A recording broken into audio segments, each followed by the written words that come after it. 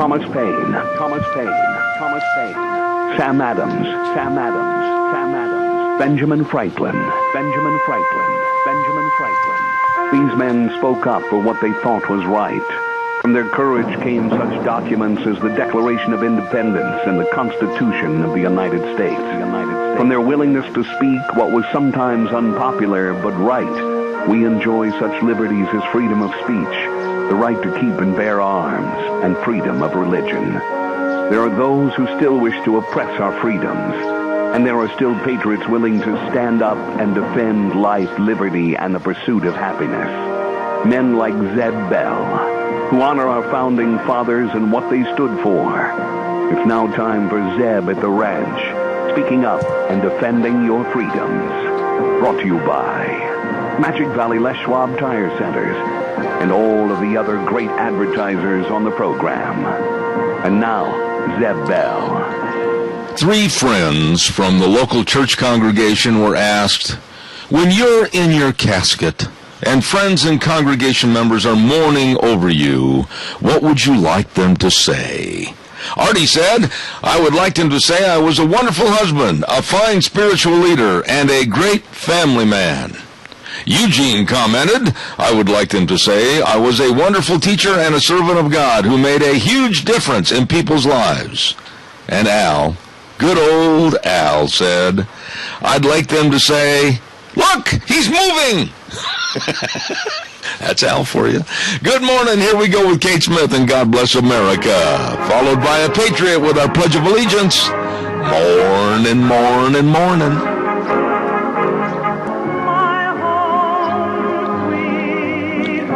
Thank you, Kate Smith. Good morning, everybody. I'm Zeb Bell at Zeb at the Ranch with our major sponsor, your Magic Valley Les Schwab Tire Centers. All 7 locations serving you. Service the keyword.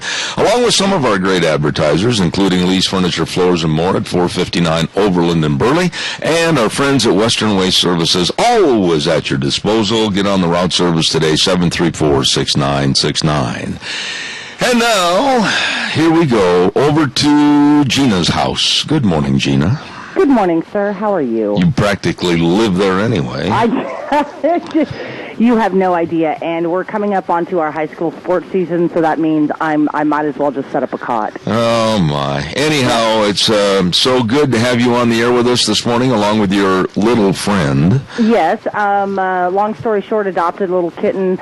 I talked Mr. Kim Lee into allowing the kitten to become the station cat, and so now we're just into that work-in phase. But mind you, it's only about 6 weeks old. I have a long, long way to go. Kim is a pushover. He is a soft old banana. He is. I walked up to him and I gave him, I would say the puppy dog eyes, but I gave him the little cute kitten eyes and said, please, please, please. And he probably said, we don't need a cat around here. And then all of a sudden you said, but Kim, look at it, it's a mascot. Everybody can relate to that. That's exactly what I said. That's exactly what I said. I said, Kim, this could be the cat. There you go. The cat. He's like, that's a great idea. And the K-Bar rat killer. And the K-Bar rat killer, yes. Yes. So I'm surrogate mommy. Well, anyway, I think what I'll do is I'll tell him, hey, you got a bunch of pasture around the towers and everything. I'll just bring my horses over there and graze them there. And I can't imagine what he'd say.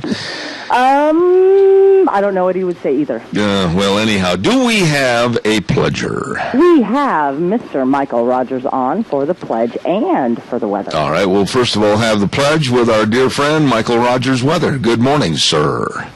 Good morning, sir. Morning, everybody. I pledge allegiance to the flag of the United States of America and to the republic for which it stands, one nation under God, indivisible, with liberty and justice for all. Hey, Michael Rogers Weather, who we had hoped would be live and direct in our studio today, but he's on the road someplace. Michael Rogers Weather is brought to you by Rock Creek Growers on the corner of Maxine Lane and Irene Streets in Kimberly. And don't forget, they're having a big sale going towards Labor Day and everything. All the plant materials are discounted.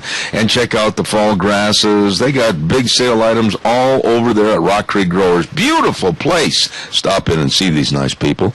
The Anderson family on the corner of Maxine Lane and Irene Streets in Kimberly. And now here is Michael Rogers Weather. Live and in living color from beautiful Seattle, Washington, where for some reason these people think their football team is going to do something special this year, but you got to remember, you got to play the regular season games first. Got some rain here today, and that rain's going to extend over to you. Another day of cool temperatures, 88 for the high, 62 for the overnight low. Then we go back to summer again, 90 for the high tomorrow, 91 for Friday, and also for Saturday. A lot of sun, very little clouds. Other than that, have yourself a great day. Enjoy the weather. It is the only weather you got. Greatest weatherman in the world, and Michael is going to join us at 10:30 this morning. Right, Michael? Oh, not only am I going to join you, but, well, I got a lot of things to say. How about that? I haven't even asked the questions yet. All right, thanks, Michael. I appreciate it. MichaelRogersWeather.com, brought to you by Rock Creek Growers on the corner of Maxine Lane and Irene Streets in Kimberly. Thank you, Michael Rogers. Don't forget JB's. Now, tomorrow, we're going to be over at JB's for our lunch bunch, and I want to invite everybody to come on by because it's going to be fantabulous. We're going to have Philly hoagies. Oh, they're good. With fries or tots, just $6.95. And I can't stress enough how much you're going to enjoy the food, you're going to enjoy the people, you're going to enjoy the camaraderie. We're going to enjoy all the door prizes thanks to Smith's Food King and Walmart. I mean, we've got a bunch of fun planned there at JB's 136 East 5th North tomorrow for our August lunch bunch. And you can stop in anytime at JB's for breakfast, lunch, and dinner. Good morning, caller. You're on the air. Good morning, Zeb. I was listening yesterday about you and Pastor Abedini and the things going on. And first of all, I am sympathetic. But I wanted to point out that Iran is a secular state. And they don't allow other religion. That's not true. And that's not true. That is not true. Well, they are a secular state, and they have laws against it. No, they're an Islamic state, but let's also say that they had allowed other people, including his parents, to help develop Christianity and an orphanage, and for some reason they put the crackdown on this man. And, it's my understanding they are a secular state. It's also my understanding that other countries are secular as well, including our good friends, the Israelis, and no religion except Judaism is practiced in Israel, and nobody can proselyte any other religion in Israel, and nobody can live in it. It is Jewish only. Another secular state is That's not true, sir. That is not true. There is no... Actually, it is. Wait a minute. In order to have a conversation, I've got to have a chance to play in the game, too, so stand by for a minute. Okay. Number one, I happen to know other Christians that are practicing Christianity in Israel, so don't tell me that. I said they cannot be a citizen of Israel. I don't think that is true either, sir, and I'll tell you what I'm going to do. I know you can't really take it, but you're wrong. Well, sir, you came on with would you just wait a minute and let me respond? You came on this morning with an antagonistic attitude, and I'm giving you a give and take opportunity here, but I happen to know that statement's not exactly true because Brigitte Gabriel, one of my dear friends that you can see on national television with Hannity and O'Reilly and others, I'll have her on to dispute your theories. I could probably get somebody from the Bureau of Land Management that was over to Israel on they went over on a Christian thing to look at the different Christian sites, and they couldn't do anything or say anything, and had to keep everything low key because Christianity was not allowed. Well, I tell you what, you go ahead and I'm going to give you my cell phone number. You're rambling again. That you cannot be a citizen of Israel unless you're Jewish. I tell you what I'm going to do, and please, sir, just a minute. Wait, you're rambling. That's their rules, and we have our rules. Sir, wait a minute. You're rambling. Stop. What I'm going to do is I'm going to give you my telephone number, and you can feel free to oblige to call myself, after the program at 312-2976. I'll be more than happy to talk to you. You go ahead and set up anybody with a BLM, Wild Horse Roundup, anybody you want to get, and I'll call people like Brigitte Gabriel at her headquarters office, and we'll match people and match ideas, and we'll go from there. But you came came on this morning, sir, admit it, with a little antagonism against perhaps Pastor Abedini being caught. You're rambling again over me. Back. Everybody told him what's going to happen if you go over there, and he went anyway, and it did, and I don't like it. I want him to come home, and I think they're wrong, and I sympathize with him and his family, but it is a secular state. I know there are other scholars that are listening that know these things, and there are other countries in the world that are the same way, and that's the way they are, and you just have to live with it. You know, I really appreciate your phone call, but, you know, if you want to try to get along with me a little bit, you could have come on in a less confrontive attitude right off the bat. So I'm going to end this before I lose my German temper. Call me if you have the nerve at 312-2976 after the program. If you have the nerve, I'd be more than happy to address you on the phone. Thank you. Well, I got my blood going this morning. Right off the bat, a confrontation, and I'll stand behind what I say. I happen to do know quite a few people that are not of that religion, that are citizens, and I think the gentleman has absolutely been fed some wrong information there, which is fine. He has a right to his opinion, but don't come after me like a junkyard dog right away, like, I'm going to show you. No, you're not. Calls are welcome, 436-2244, 1-866-927-4587. Ramsey Heating and Electric at 2600 Overland Avenue, 678-0459. That got my juices flowing. They're open 7:30 in the morning, and we're going to have a big doings on, of course, the 11th of September. Salute to Farmers and Patriots Day, and so we want to remind everybody to please come on down. It's going to be a lot of fun. We're going to have a lot of folks there. We're going to have door prizes, everything else. Don't miss it. For all your electrical needs, remember, it's Ramsey Heating and Electric at 2600 Overland Avenue in Burley, where they provide warm winters and cool summers. All right, give us a call, 436-2244, 1-866-927-4587. Hold on. Here we go. We're going to get in a bigger mess. We're going to get in a great big confrontation in the Middle East. And I'm trying to understand exactly for what purpose. I think we're going to be going at the wrong problem. And by the way, Deanne, if you're listening upstairs, could you come down here for a minute and give me a hand? There's some material I need on my other desk. I think Iran is the main problem, not Syria. Now, there are those of you, and myself also, that with President Assad and the possible use of the chemical weapons, can you turn that on over there for me, right there on low? Thank you. We've got a huge fly problem and bug problem in here this morning, and so I appreciate that. I've got to turn the fan on to get rid of them. But anyway, I think that Iran is really the main problem, not Syria, and Obama's looking at kind of a BB gun approach to try to put Syria back on their heels that I don't think is going to work. All this is going to do is just inflate more of the troubles within the region against our only ally over there, Israel. And here Iran is developing all the nukes, and we're getting threats from Russia, we're getting threats from China, and it's like we're going after a Chihuahua instead of a St. Bernard. And I tell you what this is going to do, and I'd welcome your phone calls and appreciate your opinion. All of this getting involved with Syria, in my opinion, is going to spell economic chaos for us. I think what it's going to do is create an oil skyrocket. We could see, literally overnight, oil and gas prices go to $8 a gallon. That's not me talking, that's some of the experts in Washington and other locations.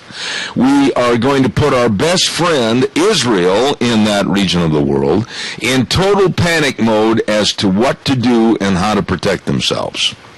And as I said a moment ago, it puts Russia and China into a look and watch and possibly a lock and load situation attitude against us.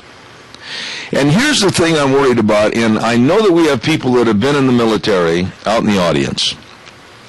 And I tried to call Lieutenant Colonel McInerney this morning back in New York City, Thomas McInerney, that's been on Fox and Friends and O'Reilly and Hannity.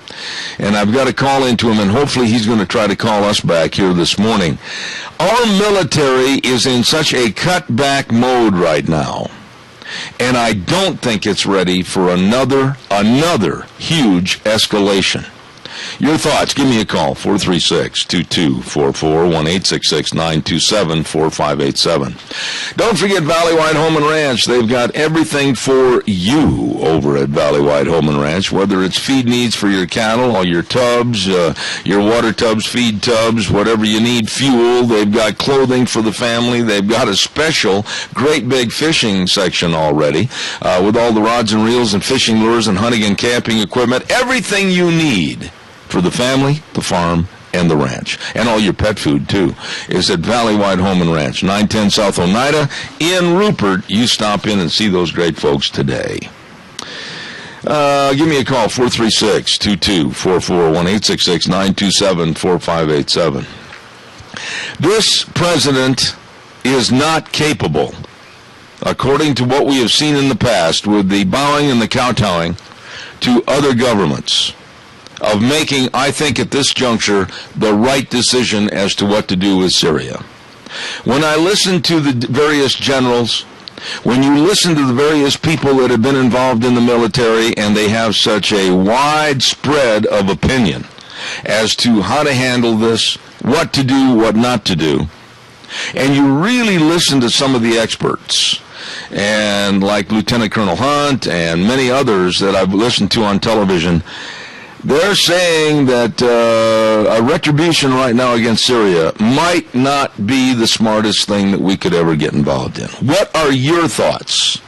Our sons and daughters in another huge conflagration over in the Middle East, a kind of a almost like quicksand situation over there with Syria, Iran, Iraq, Afghanistan, Pakistan, Egypt, all of this kind of closing in around us, and also our ally, Israel. Your thoughts, give me a call, 436-2244. Good morning, you're on the air. Good morning, Zeb. Obviously, we have someone who absolutely knows nothing about foreign policy, number one. And number two, he surrounds himself with useful idiots and doesn't listen to the people who actually know what to do in these types of situations. And, of course, he knows everything, so why would anyone be able to tell him anything? The narcissistic fool, he has no clue what he's even doing. Or maybe... Now, wait a minute, my dear lady, just a second, I've got to clarify something. Are you talking about President Obama, or perhaps the first antagonistic caller that called in this morning? Well, I didn't hear that whole conversation, so I hate to cast aspersions, but yeah, it's Obama I'm talking about. You know, what has the man done in his first term of 4 years to instill in you or I any faith that really he knows what he's doing? I honestly think that, he appears the fool to us people who know what should be happening, but I think he knows, and whoever his puppeteers are know exactly what they're doing to destroy this country. And that's my biggest fear, that they want to destroy our country, and they're doing a bang-up job of it. Let me ask you something, because you call quite frequently, and you're very well versed in politics as to why it's happening, what's happening, etc. But why has he waited all these days, months, and literally over a year to get involved in a situation that's been escalating daily? I have no good answer. Like I said, he surrounds himself with useful idiots and doesn't listen to the people who know, and he really honestly has no clue until someone tells him what to do, or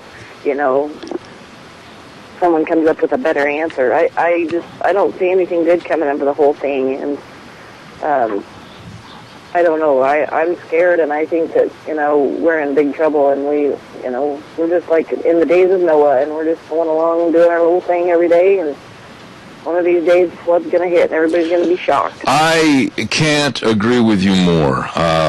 To say that I'm not concerned about this, and, it doesn't take a rocket scientist to understand the biblical prophecy and predictions of where the Battle of Armageddon is going to take place and the reasons for it.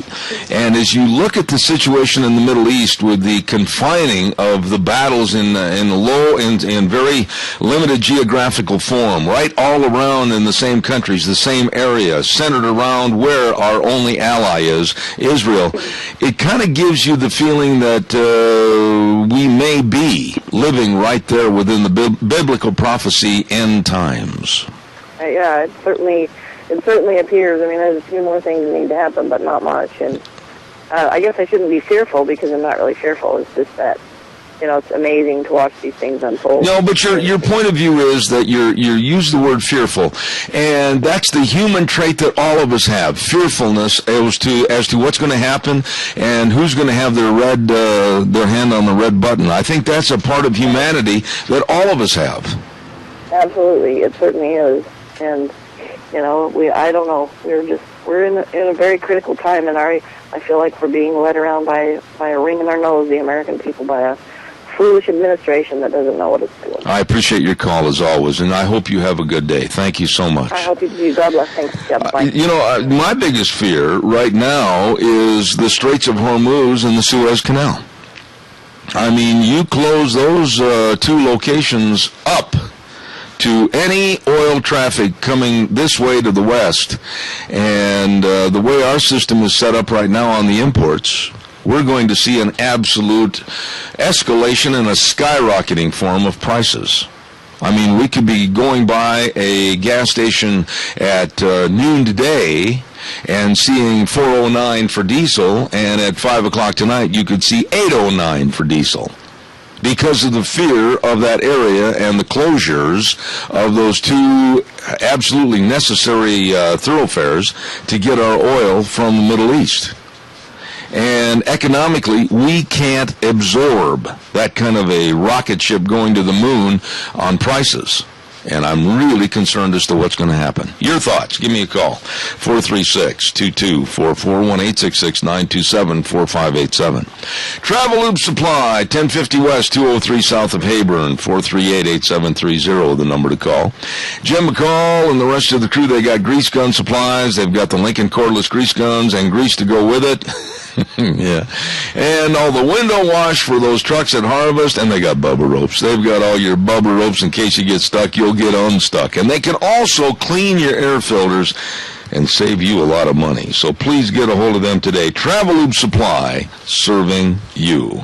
It is time for the Capital Press Ag Minute, and it's brought to you by Pacific Steel and Recycling, 320 West Main in Burley, 678-2321. Please take a listen.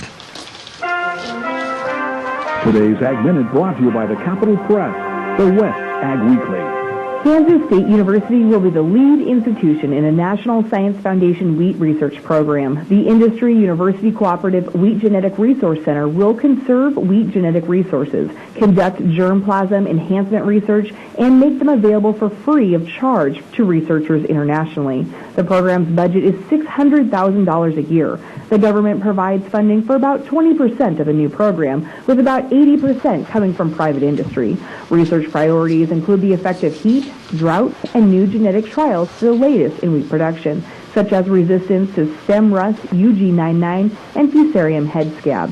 The center's work is all non-genetically modified, using native genetic resources found throughout the world. For more agriculture news and information, turn to the West Ag Weekly, the Capital Press, and capitalpress.com. Don't forget our friends at Pacific Steel and Recycling, and I'll tell you, for all your recycling needs, they pay top dollar for scrap iron, tin, and cars and autos, and stainless steel, aluminum, copper, and so much more. And these are really helpful people. Call them, and they'll even have their trained employees help you load and haul your scrap metal away for you. 678-2321, Pacific Steel and Recycling, 320 West Main in Burley. Really nice people. All right, give me a call, 436-2244, 1-866-927-4587. I'd like to hear your comments about anything that we're talking about here this morning. One of the things I wanted to mention is that healthy school lunches are not being eaten in many, many areas of the United States. And kids are not eating them. They're not paying for the lunches. And Mama Obama's big obesity push to starve our children is not working in the schools. And many schools have said, that's enough. That's enough. We're going to forget any government subsidies. We're going to put food on the plate the kids will eat. We'll talk about that more in just a minute. Caller, good morning. You're on the air. Yes, good morning, Zeb. During the Korean War, the Russians basically stayed out of it except for one thing. They would help supply the North Koreans with all kinds of weapons. Now, when it came to Vietnam, the Russians did the same thing. They didn't get involved in it, but they did supply the Vietnamese with all kinds of weapons. What the United States needs to do is make sure that those rebels in Syria have all kinds of weapons, and we stay the heck out of it. You know, Tony, there's so many different fingers in the pie over there that my biggest concern is that chemical weapons will be used again, whether it's by the rebels or whether it's by Assad's people. And the other concern that I've got is that are we going to open the door by getting involved in getting rid of Assad? Are we going to open the door and let the Muslim Brotherhood take over? Well, that's happening already. Yeah. But the thing of it is, we got to make sure we don't get bogged down again like we did in Korea and in Vietnam. Well, that's where the danger is. Yeah, but aren't we already bogged down over there? Aren't we already involved with not only Iraq, first of all, Iran, Pakistan, Afghanistan, and now we're looking at and listening to kind of a sucking sound, if you will, of getting us into Syria, and Egypt is a mess. It's in tumultuous turmoil right now. And our ally, Israel, is sitting over there going, United States, what are you going to do? Are you going to have some kind of a drafted policy that's going to make you and I, your ally, kind of defensible? What are you going to do? And Obama's not doing anything.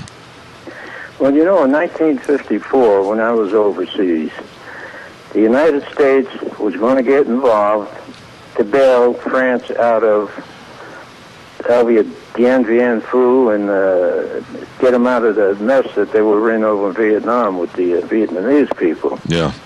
Now, the general that I was flying with went over there to assess the situation, because I've got all records to prove this, went over there to assess the situation and find out if we could invade North Vietnam. What caused the program to fail was the fact that we could not get any other nation to go in with us. And Lyndon Johnson at the time decided that wasn't a good thing, and neither was our military, because we would have really been involved in it with nobody behind us, and I think that's what's going to happen over there in Syria. I do too. I agree with you, and I think this morning, I'm going to say this, and if it offends somebody, that's their problem, not mine. I think we need to really be in prayer that whatever happens over in that situation, that cooler heads will prevail and common sense will prevail. Tony, thank you so much for your call, as always. You're welcome. Thank you, sir. Nice man right there. Good morning, caller. You're on the air. Well, look at all of our involvement so far. What has it accomplished other than just making the Muslim nations matter at us?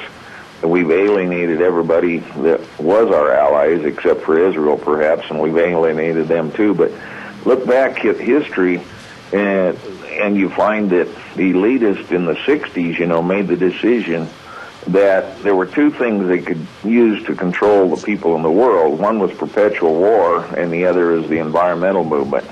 And so when you look at that as the old alternate objective of, creating a world super government under the United Nations, you see, we need to just be out of there. I mean, it's a civil war type situation. The escalation of violence in Iraq now, after we've pulled back, those people hate each other, and just let them fight it out. There, right there. We just have to do that. Right there is where I'm coming in on your conversation. Let them fight it out. You've hit the nail on the head right there. That ever since the good Lord Jesus Christ walked on the face of the earth, these people have hated each other, they've been at war with each other, and they've killed each other.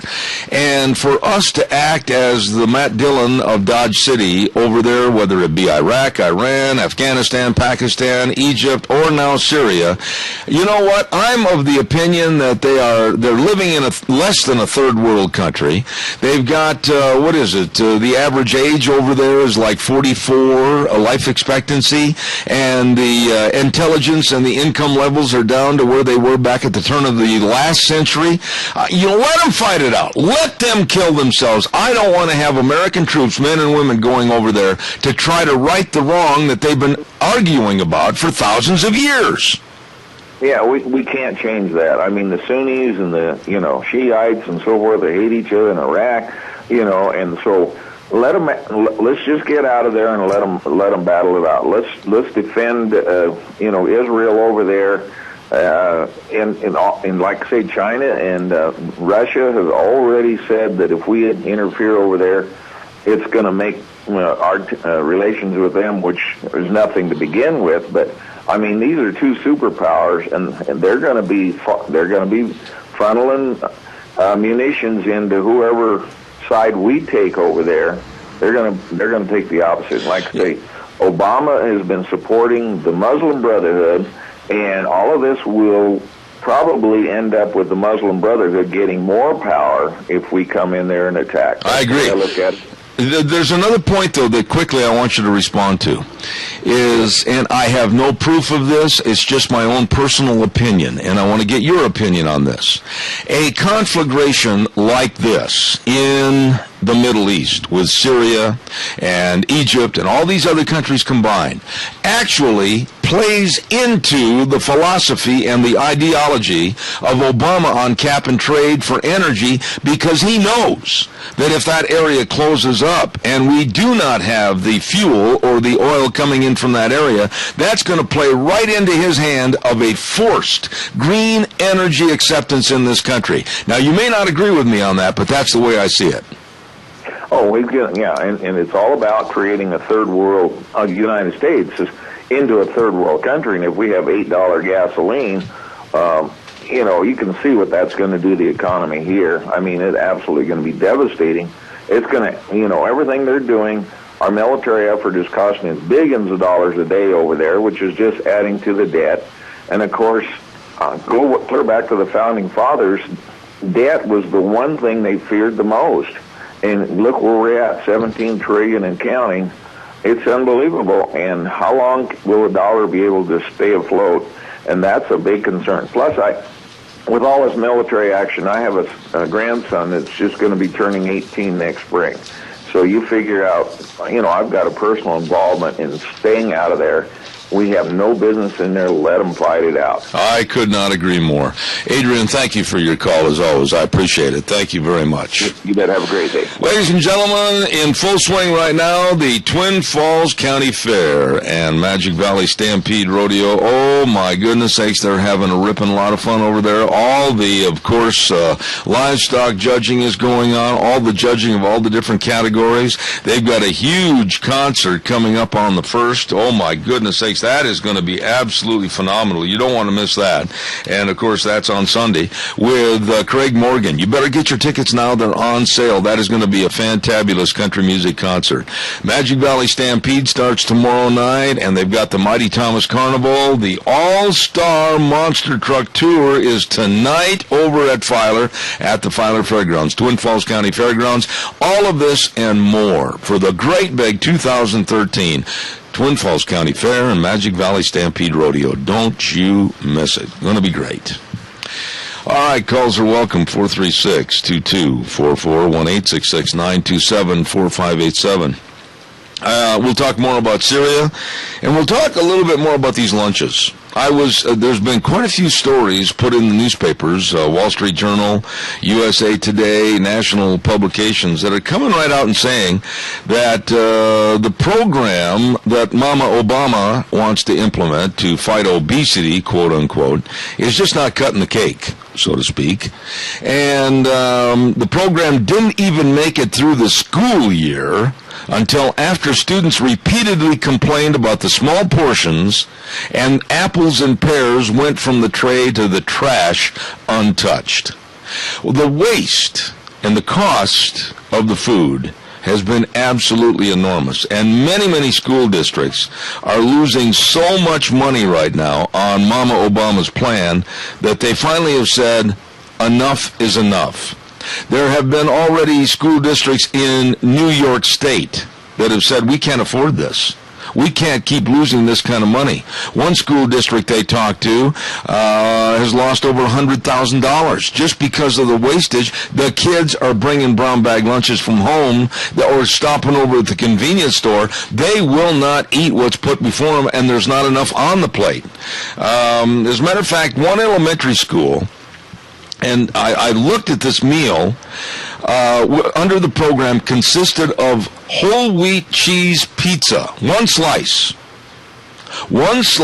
of a whole wheat cheese pizza, a couple of baked sweet potato fries, grape tomatoes with a very low-fat ranch dip, applesauce, and 1% milk. Now, that'd be great if you are weighing in at 250 pounds and want to lose weight. I mean, you're talking about one slice of whole wheat cheese pizza, baked sweet potato fries, oh, yummy, with no salt, grape tomatoes with low-fat ranch dip, applesauce, and 1% milk. Are you kidding me? I heard you turn your microphone Well, off. on this lunch, and mind you, I have a first grader, not a football player. However, this is what I tell you of that menu, what my son would eat. He would eat the toppings off of the pizza. He would not eat it. He might eat half of the applesauce, and he would not drink the 1% milk. If he had 1% chocolate milk, okay, that would be all right for him, according to his standards, and he might eat a couple of the tomatoes, and that's it. The problem is here, Gina, not with the food, okay? The problem is because of a lack of exercise and exercise programs and physical fitness programs within the school. Yep. Now, I will say this, and you may not agree with this, and I want to get you, because different generations, all right? Okay. We went to school, and I've mentioned this on my program before, and at 9:25, after the first class, the bell rang and there was a 10-minute break. And that 10-minute break was to go to the, we called it the Crunch Factory, to where we could order anything, whether it was Fritos, whether it was ice cream, whether it was those cookies in a bag, whatever it was. It was a snack bar that was put on by the boosters for that high school. Okay. Now, my graduating class was well over 200 people. In that class, and you can feel free to look at the pictures of my yearbooks, there were two people that had a weight problem.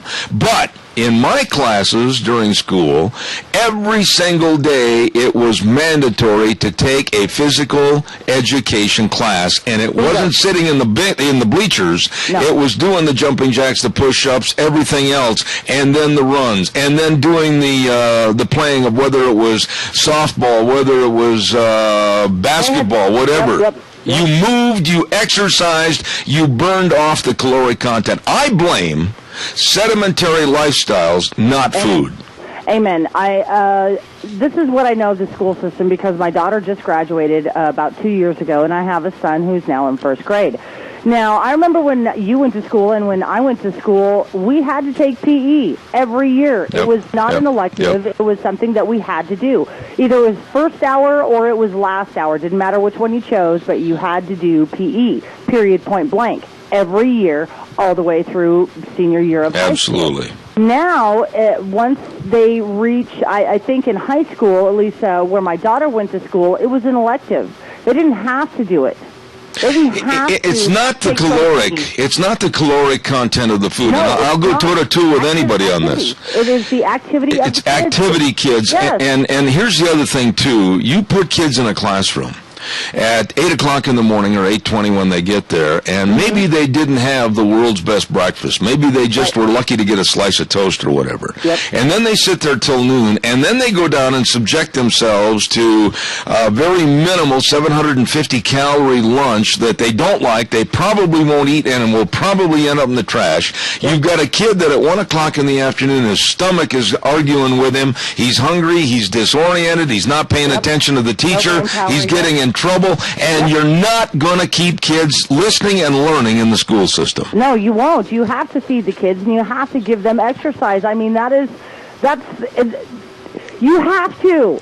Period, point blank. These kids need exercise. These kids need proper diet. They just really do, and they should be getting it at the home, and then the school should be offering them a good lunch program. Now, not everybody's an athlete, but I want to bring this up. I tell you what, we're going to continue this after the weather, okay? Okay. I've got a weather update right now brought to you by Sportsman's Warehouse at 1940 Bridgeview Boulevard in Twin Falls with Reese Widmeyer, the manager, 737-9900. It is, of course, the great indoors for those who love the great outdoors. All the hunting and fishing, archery, camping, boating, ATV equipment, electronics, knives, tools, guns, you name it, it's there. Sportsman's Warehouse. Everything you need, and it is the quality products you're looking for. Sportsman's Warehouse in Twin Falls. You stop in and see them today. Here is Michael Rogers' weather. Hey everybody, Michael Rogers for MichaelRogersWeather.com. Another cool day today, 88 for the high, 64 for the overnight low. That rain should be tapering off, and you should be done by today. And then we go back up to hot, H-O-W-T. That's spelled it right. 90 for the high, make that 92 for the high on Thursday, 91 on Friday, 91 on Saturday. A lot of sun, very little clouds. Enjoy the day, enjoy the weather. It's the only weather you got. Brought to you by Sportsman's Warehouse, 1940 Bridgeview Boulevard in Twin Falls. The point I want to get at is, at Wallace County High School in Sharon Springs, Kansas, these kids were put under Mama Obama's plan of 750 calories for lunch. And the football team was lethargic. The football team couldn't go out and play the game the way they should be played. They didn't want to practice. They absolutely thought about dropping the program because of the fact that the kids didn't have the energy and the pep to go out and play. You've got to eat something. You've got to have kids interested in eating something, and you can't starve these kids at school. You've got to give them education and physical education. You've got to give them the ability to burn those calories, but you have to feed them. You have to feed them properly. And, I get the whole thing about eating healthy, but kids are not going to eat whole wheat pizza, and, they're just not going to, trust me. You have to know what the kids are going to eat, and then feed them what they will eat so they have the brain power and the body power to make it through the school day. And many of these kids back in Kansas at this Wallace County High School, they just absolutely rebelled, and they said, this is not going to work. We're not going to eat it. We're not going to suffer through the day. We want some real food, and they won. The kids won, and the parents absolutely stood up and said, this is enough of this garbage. Mama Obama's principles of one size fits all, that doesn't work. We're all individuals. We're all made different. Some are tall, some are short, some are fat, some are thin. But you know what? God made us all with our own DNA. We can't all fit into the same pegs and the same holes. No, and you know what? Honestly, I would have just a little bit more respect for her, and I'm just saying just a little bit if she wasn't such a hypocrite about it. If she actually practiced what she preached. Well, you see her, especially when they took their recent vacation to Martha's Vineyard, and you will see her with her daughters, and I have 3 photographs right here on my desk. 3 different photographs of her and the kids, and one with Brock himself going in and buying huge ice cream sundaes, and the other 2 are with her and the kids, the daughters, having great big cheeseburgers. Yeah. Now, the hypocrisy of this woman and this, well, do as I say, not if I do, that type of thing. Kids got to have some food. And if they're not liking what you put in front of them, they're starving to death. Exactly. And to Mrs. Obama, I am sorry, but my child is not like your children, and my child requires something just a little bit different. And so just leave us alone and let us feed our kids properly. I still maintain that I'll make a bet with anybody out there. You take 10 kids that are almost the same in physical makeup, all right? And you separate them 5 and 5. And you take 5 kids to school and let them have, whatever they like to eat for lunch. Whatever they like to eat for lunch, that's good, wholesome food, but, not exorbitant. Right. And also those 5, you put them in the rigors of physical activity every day for an hour out of the school day. Yep. And then the other 5, you just let them be sitting there in the chair and not doing anything, no physical activity, and you force feed this Mama Obama type diet. I will guarantee you, and I'll put up $150 to $200 right now, that the kids that were eating what they liked and getting out and getting physical exercise at the end of a 30-day period will have better class attentiveness, and they will be better off physically. Yeah, you're not going to get any complaint from me. I think that you're spot on that. I think that the kids who eat what they want but have that physical activity, they're going to be just fine and probably excel. The kids that are, force-fed what the school system or what Mrs. Obama is trying to force onto our school systems, and then you take those kids and just sit them in a classroom, they're going to be worse off. There you go. Have another call? All right. Caller, good morning. You're on the air. Good morning, Zeb. Nutrition starts at home. And I don't think anybody has the right to tell anybody else how to raise their children or feed their children. And I agree totally with the fact that we need physical education back in the school system. What purpose in throughout their life is bowling going to be an effect on their lives? Yeah, here's something to consider. I think schools made a real mistake when they cut back on physical education and the forcing and coercing of these kids to go down to the lockers in the locker room, change their clothes, put on some gym clothes, and forcing them to go up and do the jumping jacks, the sit-ups, and everything else. Because you know what? Education is also learning how to take care of your body and be physically responsible. You betcha. And I agree with you and Gina, not all children are the same. That's what makes them individuals. Leave them alone. Let them eat. Most children will opt for, apples. I know my grandkids love fruit. Mm-hmm. But they're not everybody else's kids. No, and so why would I want to enforce that on other children? And the other point here, too, Donna, is this, that there has been many occasions since Mama Obama has tried to impose this and really start to make it a one-size-fits-all, that some schools have, when students have gone to school, they've confiscated the lunches that moms have made for these kids and threw them in the garbage can. I will tell you this, that if I still had children in school and they weren't getting enough nutrition and I sent them with a brown bag to eat at lunch and the school confiscated that and threw it away, there would be a lawsuit against the principals involved that you couldn't believe. You bet. My Abigail and Adam take their lunches to school. They don't like school lunches. Yeah. It's more nutritious coming from home. And the other thing I wanted to comment on, Zeb, was this thing with Syria. I'm with Adrian. Pull our people out of there.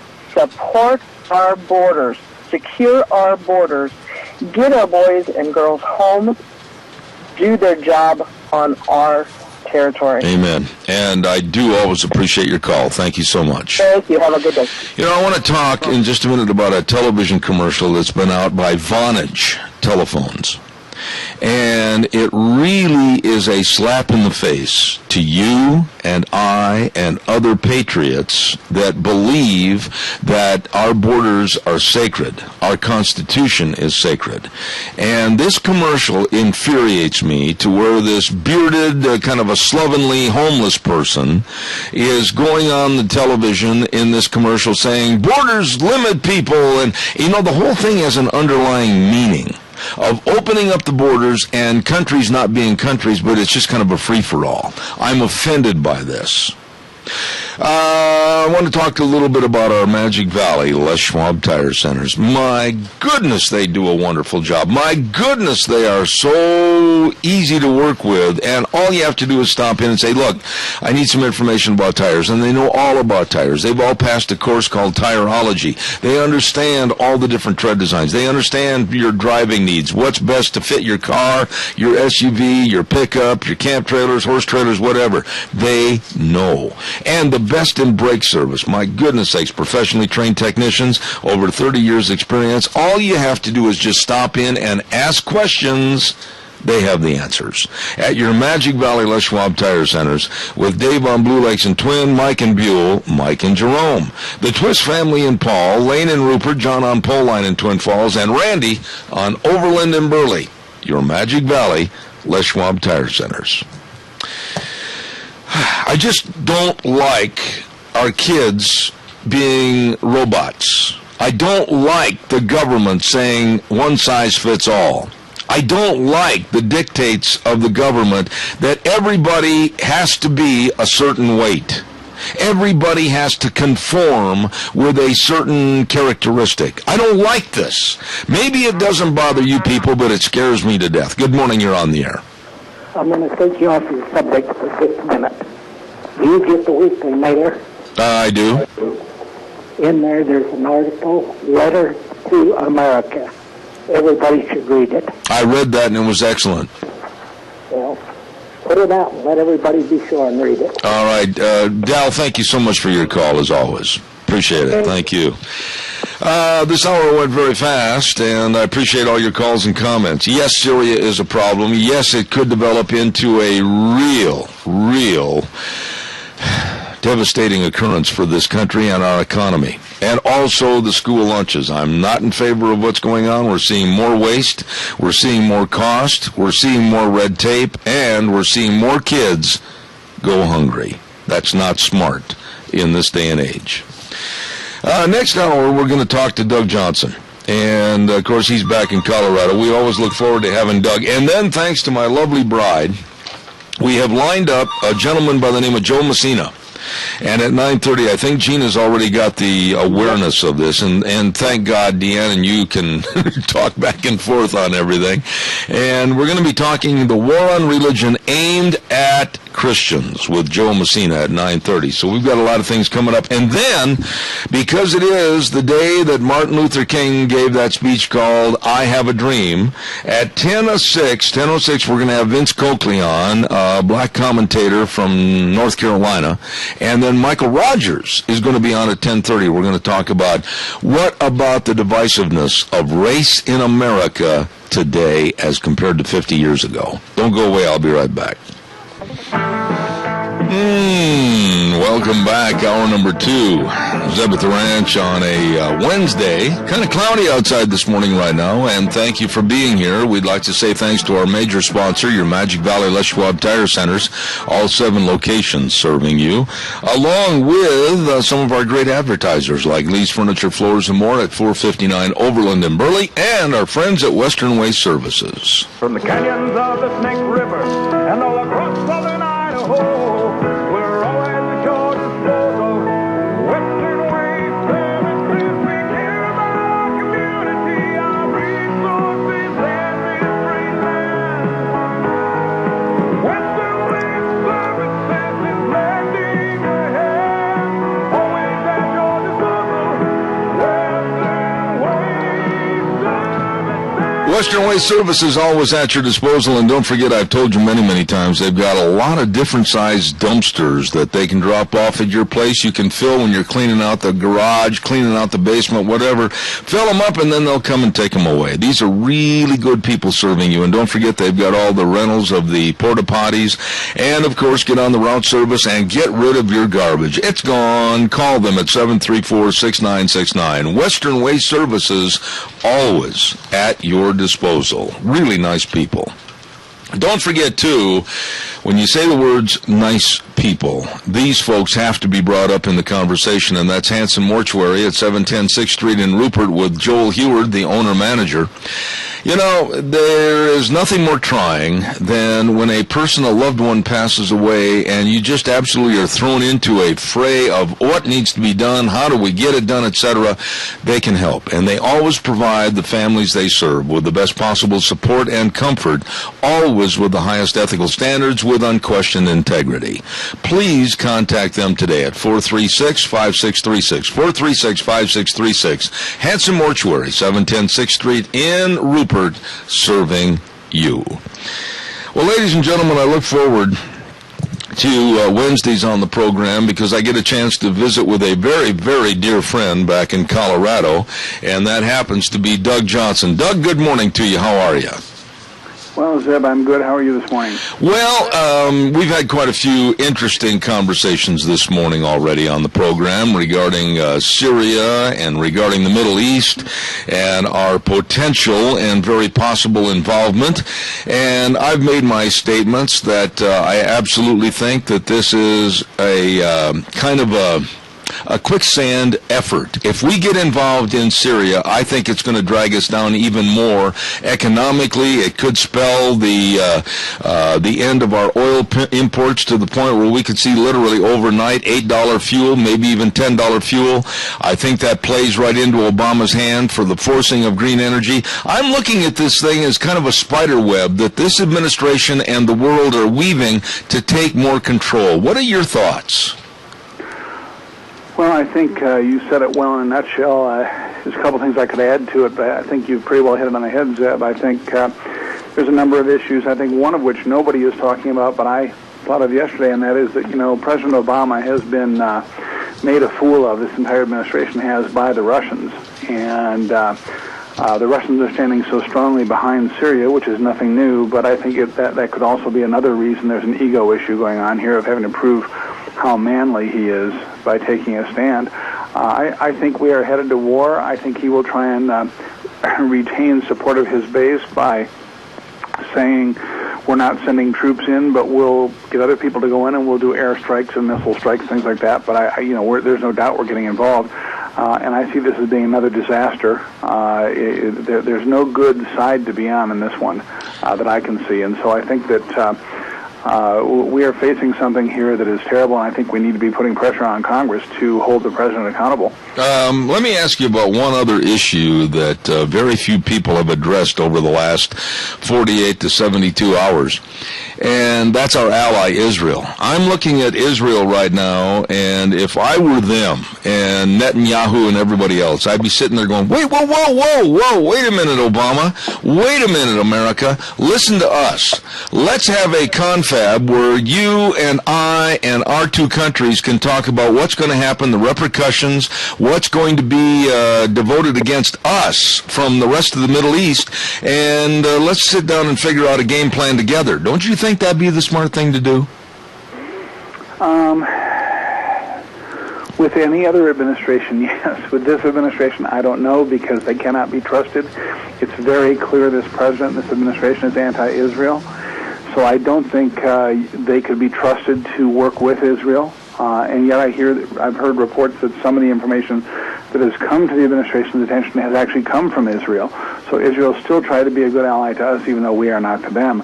And you can't speak much more to my heart than speaking of supporting Israel. I'm a very strong Israel supporter, Zeb, and I believe that their best interest is America's best interest. But I am very skeptical of any trust that they would put forward to this administration, because this administration can't be trusted.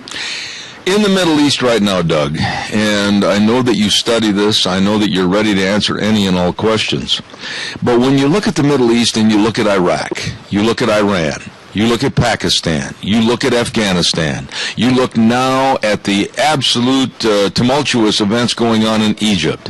Now we look at possible chemical involvement in Syria against their own people.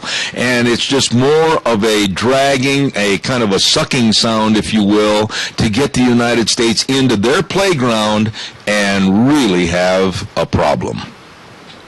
Well, that's exactly right, and we don't even know where, if there were chemical weapons, and we're not sure of that, but if there were chemical weapons used, we're not even sure which side.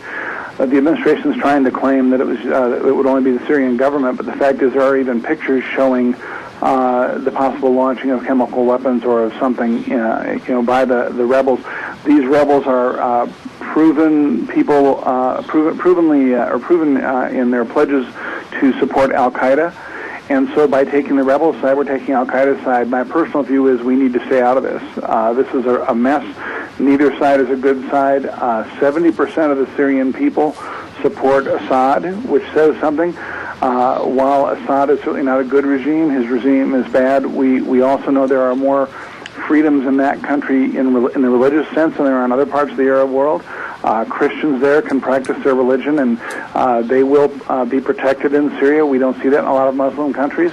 But this is not a religious leader. This is an authoritarian, totalitarian leader. And so I'm not saying we should support him, but I'm also not saying we should take him out. I think what we have going on here is very simply is we have a president of the United States who clearly supports the Muslim Brotherhood, Hamas, Hezbollah, all these terrorists and terrorist-affiliated organizations. And he supported them in Libya, he supported them in Egypt, and now he's supporting them in Syria. The rebels in Syria are not Syrians. They are people being brought into Syria by al-Qaeda and the other terrorist groups. And I think that we need to think twice about siding ourselves with them.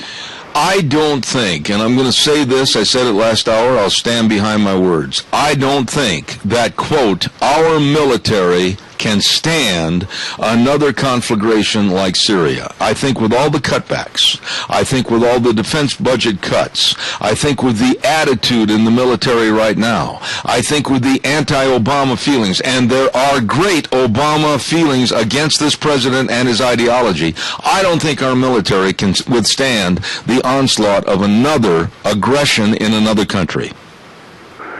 I think you're right in 98% of what you said. I disagree with two of your points, but I agree with most of them. I don't agree about the budget cutbacks because this is all smokescreen. The military has plenty of money, and they are finding they have money when they cut unnecessary and abusive expenses. I've been a contractor with the military. I know how they abuse money, and there's a huge amount of waste that they would clean that up. They would have plenty of money in their regular budget. So I'm not so much buying into the political side of that. The other thing is, I do agree that they are worn too thin. We have soldiers going on multiple deployments for years and years and years over and over again. And this is not good. It's not healthy. America can't do this. We can't afford this, and we don't need to lose more lives in a worthless war over there. My personal view is everything about the Middle East, with the exception of Israel, which I'm a firm believer we should support, and if Israel was in trouble, I would believe we should go in and support militarily immediately. But anything else in the Middle East we should abandon. We should be building our oil supplies here. We have one of the largest supplies of oil and natural gas in the world, and if we would build that up and export that, we would build our jobs, our economy, and our strength, and we would not be dependent on foreign nations. But we don't do that, and as a result, we're now caught in a situation like we are right now. Yeah, and here's something else. Yesterday on the program I was talking about this, that the VA, the Veterans Administration, is right now 155% backlogged to the point where they're not taking care of our vets returning home. They're not taking care of their benefits, and yet at the same time, the VA reported that they were giving bonuses to their employees. I'm telling you, and I'm going to stand behind this, that our military is looking at this situation with a very sloppily run administration, especially through the VA on benefits for soldiers coming home. I'm telling you that the attitude, the personality is changing in the military to where they're not so sure they made a good decision to go into the military. Oh, I think that's very true, Zeb, and I would also say that you made a comment earlier I was going to comment on. The support of the military for this president, actually, an amazing number of the enlisted and now the top brass do support this president. He has replaced about half of the Pentagon with people who support him, and the enlisted people are in the Army, not so much the Air Force and Navy, but in the Army. The majority of enlisted people are his base, and I see that on the military bases I've worked with. The officers are not, but the enlisted people are. So we have a problem in our military too, with a lack of understanding of political issues. But I go back to the bottom line of your point is we would be crazy to get involved in another military situation unless we absolutely had to. Absolutely. We have a call with a question. Go ahead, caller, please. Yes, last time you were on, sir, you had said that you think that they will not be able to defund Obamacare. So, when they implement this thing and it is done just unbelievable, Max Baucus, Montana, said that it was a train wreck. So, just give us a little crystal ball of what's going to happen. Will Obama be able to institute martial law? How bad will this get before it starts to get better? Is there going to be any Republicans wake up and do anything, or are we just left to the people will have to do it themselves and all hang out. No, it's a good call, good comments, and believe me, a lot of people are worried about this, Doug. Really look into the crystal ball, like he said, and tell us, what do you think about the ideology of Obama, the administration of Obama, and the application of his theories to politics and also to our economy? Well, first, let me say I'm always impressed by how educated your listeners are. I mean, they're right on top of it, and they pay attention. And that's really refreshing. I would like to believe many Americans are, but unfortunately not as many as we need to be. My crystal ball does not look good. I don't feel good about things because I don't think they're, as I said before, they're not going to defund Obamacare, contrary to the saber rattling the Republicans do. John Boehner has made it very clear he's against defunding. There was a big protest yesterday in a town in Ohio that happens to be a town my wife is from, Troy, Ohio, a big protest against him.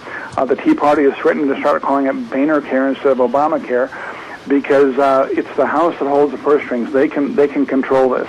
And if Obamacare goes through, that is, I think, a straw that is going to be way too heavy for this camel's back. With that, with the ideology of this president, with the way things are moving, and with the possibility of a Hillary Clinton presidency following it, we face terrible times. And I know I sound like a broken record, but it is critically important that we be involved in all the elections coming up, local, state, federal, especially for 2014. 2014 has to send as strong or stronger a message as 2010 did.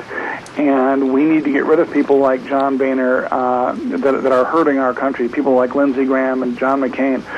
We need people in there that are taking a strong stand to do what's right for America and to do what's right regardless of the cost.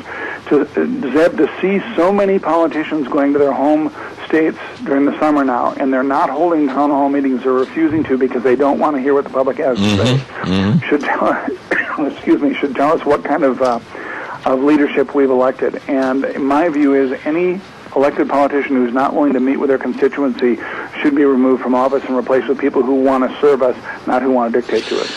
Okay, now I'm going to throw this at you, Doug, and I don't know what your stand or take will be on this, and you can feel free to really say, oh, come on, Zeb, you got to be kidding. But, you know, through history, when there's been rumors of war and wars and the aftermath of wars, there's always been a resurgence, if you will, of the economies. I don't think that would ever happen now, and I'll tell you why. Because right now, in this portion of the world, with the complete closure of oil imports through the Straits of Hormuz and into the Suez Canal, overnight, we could see in this country gas and diesel fuel go to almost $10 a gallon. That's not me talking, that's the experts that I've talked to in the oil business. If that happens, the resurgence of inflation for every single commodity, every single business, everything that we buy in this country would go up at least 25, 30 to maybe even 40% overnight. And I don't think our economy can withstand this. I think we also have to look at the economic chaos that the Syrian involvement could cost us. Oh, there's no doubt about that. The potential devastation to us economically is ridiculous. We're talking about trillions of dollars of potential expenditure. We're talking about a military that's already cut too thin to be able to fight on more than one front. And they're having a hard time fighting on one front these days, let alone wrapping up Iraq, handling Afghanistan, now adding another situation to it. I think the economy is so critical, and war is no longer good business, as they used to say, because of the way things have gone. We are in serious trouble, and so, you know, Zeb, a lot of times when you say things, you know, you preface it with, you can disagree with me, and my problem is I rarely do. I think you're right on target, and I think that your listeners are too. It's obvious by their calls, and we need to be pushing hard. We need more Idahos in this country and fewer Colorados, and more states that are strongly red, that are strongly patriotic, that are not abandoning what this country's about like my state has. One other problem with the Middle East, and then I'll leave this, and we'll take a call. Stand by, caller. Please don't go away. I just want Doug to give me a short answer on this. I'm looking at the Syrian situation, and the other day I was talking to some people back in Washington at some of the various think tanks, and they agreed with me when I said, really, we're looking at Syria. It's kind of like the Chihuahua instead of the real big dog in this mess, and that's Iran, the St. Bernard. I think Iran is actually fueling the fire with Syria to cause more of a conflagration with us. Don't you agree that that really is the big dog in the whole argument? Iran, not Syria. Oh, I think you're right. I think you're absolutely right. But I will say this. I'm not so sure, and I don't think we'll ever hear it, but I don't think this administration really wants in the Middle East what we meaning that most Americans want. I think they want to see the Muslim Brotherhood move across the Middle East and take over the countries and see the kind of things that are negative that happened in Libya and in Egypt and certainly Iran years ago. And so I think that while Iran is a big dog, what is scary is we don't have the leadership to stand up to them or to know how to handle them or maybe even be willing to handle them. And that is what's most scary for us. Absolutely. Caller, go ahead with your question, please.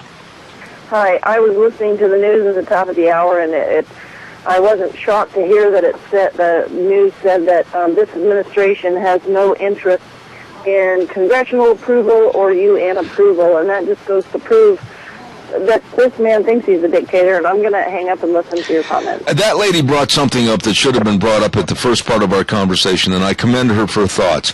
This Obama administration, Doug, spells disaster to our Constitution, I think, and all the beliefs of what our forefathers had as far as having a channeling of power and not absolute power from the Oval Office. And this is what I see, absolute power from Obama with executive orders. What are your thoughts?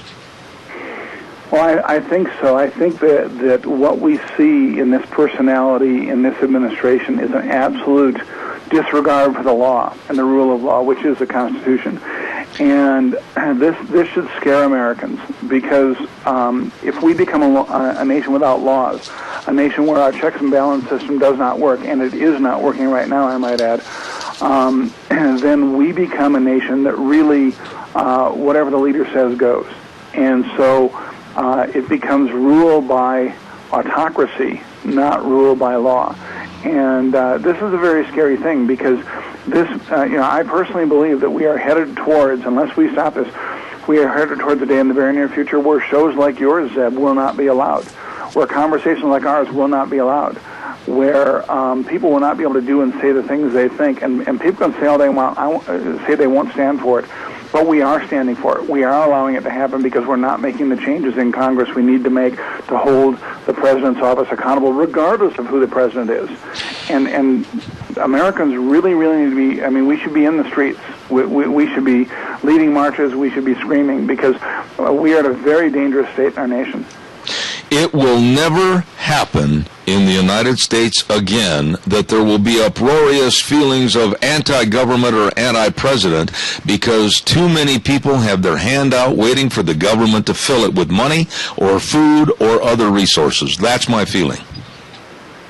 Well, I think you're right, because we've created a society that no longer, how do I want to put it, they no longer understand, the majority of people no longer understand that a virtuous life, a life where you are independent and you work hard is the true reward. When our founders, and I wrote a blog on this a couple weeks ago, people can go back and look up when I talked about Obamacare and Obama claiming a right that doesn't exist. People think life, liberty, and pursuit of happiness in our Declaration of Independence mean what they say, but happiness, as the founders defined it, and I know time's short, so I'll just say it quickly. If they read the blog post, they can see it. Happiness means pursuit of virtue, and we don't have that by most people in our nation anymore. They want to do exactly what you said. They want to live off of a handout, and that will destroy our nation and take us down if we don't stop it. Doug, tell everybody how they can get your Horse Sense blog, and also I want to remind everybody, Doug is an excellent author of the book called No Tomorrows, and Doug, go ahead, please. Well, they can certainly go to my blog at horsesenseblog.com, and they'll see my blogs and all that. There are some links there to my website, DougJohnsonOnline.com, so they can see all my work there. Doug, I can't tell you how much I appreciate your time with us every Wednesday. Thank you so much. I'll look for it. It's just not enough time. We're going to have to elongate this somehow. And God's blessings to you, and we'll see you next Wednesday. Okay, one quick thing, Zeb. I was listening just before the top of the hour. I tuned into your show online, and your next two guests are great. I'm going to stay listening. I want to hear them, so I'm going to tell your audience, make sure they stay tuned, too. Well, and quickly before you go, I'll say that, yes, Joe Messina is going to be on right after you, and then at the top of the hour at 10:06, thanks to you, we have Vince Coakley coming on. We're going to be talking about race in America, and then also, Doug, if you're not aware of it, my weatherman, and let's just say it the way it is, my weatherman is an excellent black man weather forecaster that is probably the best weatherman in the United States and very outspoken, and we're going to combine him into the latter part of the 10 o'clock hour. So we're going to try to just discuss race in America and see exactly what their thoughts are. Well, I think it should be a great time. I don't know your weatherman, but I certainly know Vince, and I know Joe. I've been on his show, too, and so you got some great guests coming. I'm anxious to hear the show. God bless you. Doug Johnson in Colorado. Take care, my dear friend. Thanks, you too, Zach. Thank you. Nice man right there. Don't forget Idaho Lending Group, 1182 Eastland Drive North in Twin Falls, 734-5626, the number to call. NMLS, I bit my tongue. NMLS number 181777. Ouch. Equal opportunity lender, and they can help you. As a borrower, you need to take the time to fully understand all of your loan options that can save you significant amounts of money over the life of your loan. These folks can help. They help me save a lot of money, literally thousands of dollars on a refi. Hey, call them. Caring, courteous, and knowledgeable, 734-5626. Idaho Lending Group in Twin Falls.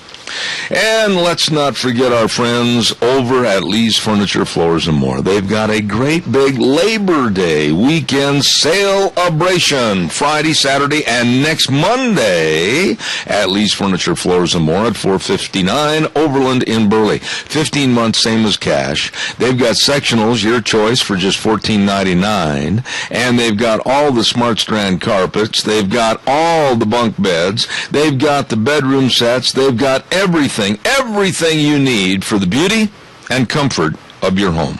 Please stop into this great big Labor Day celebration at Lee's Furniture, Floors, and More, 459 Overland in Burley. Don't forget Dave Zanino is going to have a big team roping over in Jerome tonight, and that's a 3 for $20. They're going to enter at 6:30, rope at 7, and then another big roping, another one on Labor Day, Monday. The same thing, 3 for $20 draw pot. Everybody be there. Going to be great. Ladies and gentlemen, also, before we get our next guest on the phone, I want to remind you, too, about Let's Ride, where the fun is sold. You open the front door to that showroom, walk in, and you're going to go, holy bucket of bolts, this is the promised land. This is where the fun is sold. They've got all the ATVs, street bikes, dirt bikes, all the accessories, everything. Super smart people that can help you. They've got all the 2014 bikes coming in every day, and try out the Can-Am 4-seater side-by-side or the new Yamaha Viking side-by-side. Oh, buddy, that's fun. And they've got a fantastic service department, too. Let's Ride, Highway 24 between Rupert and Burley, open Tuesdays through Saturdays, 9 to 6. Yup, that's where the fun is sold. Well, let's go to the phone lines right now. And I get a chance to visit, I think this gentleman was on my program a couple of months ago. And thank goodness that he consented to coming on the program with relatively short notice this morning. I had a cancellation. And God bless you, Joe Messina. I appreciate it. How are you? I'm very good. Thanks for having me. You know, Joe, you've been in the radio business a long time, and live radio sometimes can make you sweat and have to buy a case of deodorant. Yeah, that's very true. The last-minute cancellations are always very fun, very fun. Yeah, tell us a little bit about yourself, Joe, so I kind of know what railroad track we're going down this morning. Give us a little case history on Joe Messina. Do you want me to start at birth, or should I bring it more modern? No, I don't need to know about how many pablums you had to have or anything like that, but just go ahead and tell us. I live in the nutcase state of California, where we have all the wonderful laws that kind of push out east and people want to hop on. I got involved in radio as just a fluke kind of thing, and got a Democrat and Republican together and just started stirring the pot, and it's taken off from there. But I'm one of those guys that really believes in keeping it, I hate to say this, but keeping it real, basic, grassroots level when we discuss issues. I try not to speak over people's heads. We've got a lot of crazy stuff going on in this country, and very few of us really want to talk about it at that raw level. I mean, everybody wants to kind of put a little sugar and a little honey on there and make it a little easier to swallow. I think we should leave it bitter. Let people really look at what's going on and give them an idea how they can help fix the issues that we have. Well, you and I are on the same page, and I'll tell you what, I've always maintained the philosophy that if I ruffle feathers and step on somebody's toes, then they shouldn't have been a bird and they shouldn't have gotten the dance. That's the way I feel. You got to be doing something, buddy. That's right. Joe, let me ask you this, and I'm proud to say this, and I'll stand up and say it anywhere at any time. I am very proud of my upbringing. I'm very proud of my family making me understand the value of being a Christian through my church and the work that I have performed since then with my church. And I honestly feel that there is a concentrated effort going on in this country today to not only diminish, but to destroy Christianity and to demean Christians to the point where they're pushed in the background and hopefully put in obscurity. That's the feeling I get today. Am I wrong? If we were at a carnival, we'd hear that bell go off because you hit it. You hit it right on the nose. I've been a Christian trying to raise a family for almost 30 years now, and I have to work at it every day. We all do, and I'm watching what's going on, and I'm watching the fact that you're right. They're coming. There's no attack on religion in this country. The attack is focused. What do they say overseas? They do a surgical attack. Well, there's a surgical attack going on against Christians right now, and it starts off during the holidays, the Christmas holidays, right, where you can't have a nativity scene, you can't sing songs with the word Jesus in there or any of that other stuff. They're not going after the Jewish songs. They're not going after the Muslim songs, right? They don't do any of that. So I'm surprised at how many of my Christian friends actually came out after I wrote this piece and said, Joe, I don't see any of that. And I'm thinking, you need to get your head out of the sand then. Because if you look at the little things that have been taken away from you, from prayer in the schools to where even some elementary schools across this country have outlawed the term, God bless you, when somebody sneezes. Mm-hmm. Is that ridiculous or what? Joe, I'm an old man. I'm 65 years old. What are you? Probably about half my age. I don't know. But No. I'm 54, and I've got daughters, so I've got very gray hair. Okay, well, listen, my mustache has probably got more gray hair than you got. But anyhow, when I was in school, honestly, I was born and raised back in Wisconsin. It was nothing unusual at all to go to the bulletin board, and you'd see a sign that said at St. Edward's there's going to be a basketball tournament, or you would see something about a bake sale at another church, Trinity Lutheran, or whether Bethany Lutheran, or whatever. There was nothing that was wrong with it, and there was an advocacy that, yes, we can promote what's going on with the churches, etc.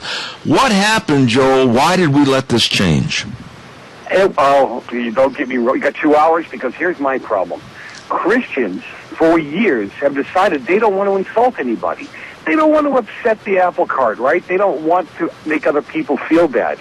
But we've advocated this now to the point where now we feel bad. Now we can't say anything about Christ. We can't talk about we can't even say, hey, let me pray for you. You're going through some bad stuff. Let me pray for you. That's insulting to someone. We've allowed this to happen. Now we really need to stand up, like I said at the end of my piece.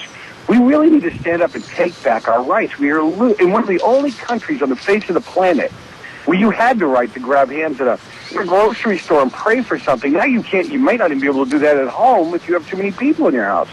That one fellow that was having a Bible study, they actually shut him down and fined him because he had too many people gathering in his house for a commercial event.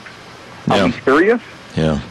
Joe, let me say this, and it's a very simple question. As a matter of fact, it only has 3 letters in the question. The question is why? Why is the liberal left so afraid of God? Why are they so afraid of Christians that they have made such a concentrated effort, money, effort, all their advertising, everything is aimed at dispelling Christianity and throwing it away? Why are they so afraid? When we come together as a group, think of the strength that we have. Think of the good that we do. And when you talk about a God that can part the Red Sea, and you don't believe, that would scare me to no end, wouldn't it? I mean, they are really afraid as to what we can do. They know if they drive wedges between us, if they can grab our youth. Remember Hitler? Hitler knew if he got the youth, he got the country. Look what they're doing to our youth. They're turning our schools and our other facilities into godless societies. They're allowing the kids to have the morning after pill, now down to 11 years old in some states. I mean, what does that do to the erosion of the quote-unquote traditional family? And when you talk traditional family, you tend to think in a religious manner, right? I mean, they must be a religious family that have a husband and a wife. Oh, my God, a husband and a wife, and their kids, and they're teaching the kids about God and country. If they can ruin the family unit, they got us. Do you believe, Joe, and you and I have never had a chance to meet, but what we ought to do is a radio program together sometime. Do you believe that the Norman Rockwell attitude, the painting of the families going to church on Sundays, the Saturday Evening Post covers of them sitting down together at a Thanksgiving dinner and saying grace, is that all past history and never can happen in this country again? No, it's not. It's not past history because guys like you and me are keeping it alive in their families and in their tradition. But the hardcore progressive left are making us believe it doesn't exist anymore. They're making us believe that that's just 50s crazy thinking. We don't do that stuff anymore. Think about what happens at the kitchen table. Think about what happens at church when you're together. And again, I don't want to disparage the Jews or what have you. You know, when they're at synagogue, they're coming together as a family unit and as a bigger family unit, if you really think about it from a spiritual level, to become stronger, to learn how to live better lives, to learn how to love their fellow neighbors. I mean, that just doesn't work out on the progressive left side. That's not. You need to learn how to let the government take care of you, not God. You need to learn how to let the government take care of you, not the community. See, they're eroding us coming together to be that power that really can stop the government from doing what they're doing. We really got to look at that and understand that if we do come together, we can stop them. I agree. You know, one other faction that is absolutely being denigrated and thrown into the abyss of moral decay, if you will, the Boy Scouts of America. And my church, as a matter of fact, has a Boy Scout troop within the confines of the church. And as of recently, I've withdrawn any and all support of the Boy Scouts because of their weakening on their stance with the homosexual agenda. What are your thoughts? Well, you know, I come from the nut job state that started that out in California, and that actually started back, conversation started back in February or March around that. And it's really interesting that here we have the Boy Scouts. It was founded on Christian principles, and it espouses God and country and loyalty and that kind of thing. Now, you've got UPS and Intel, the two biggest contributors to Boy Scouts, pulled funding back in, I think it was March or April. And we as Christians, or we as or conservative people as a whole, didn't do anything to combat that. I'm not a big boycott kind of guy, but think about if Christian businessmen, if conservative businessmen across this country got together for 1 week and didn't ship anything UPS, shipped it out FedEx or USPS. Think of the damage they could have done to UPS to send a message, just like we did with Chick-fil-A. We're not going to put up with this. Mm-hmm. We have a right to decide who teaches our youth. We have that. Well, we used to have that right in this country. I don't know if we have it anymore, but we used to have that right. We need to start using our wallets to show these companies we want equal rights. I mean, you realize that now as Christians, we are now starting to fight for equal rights. You know, when you say that, it leads me right into the next aspect of what's going on in society today. And I'm going to be very blunt when it comes to the gay, lesbian, and transgenders. I have no time for this sleaze, and that's what I'm going to term it on this program.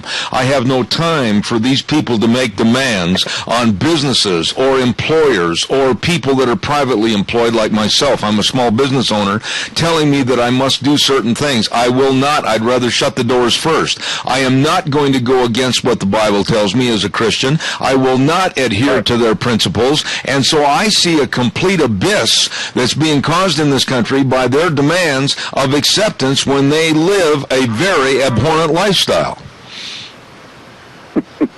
You know, I am 100% on, the two of the stories are about a photographer and a bakery in the story that I wrote on Monday, which basically are being forced to cater a gay wedding.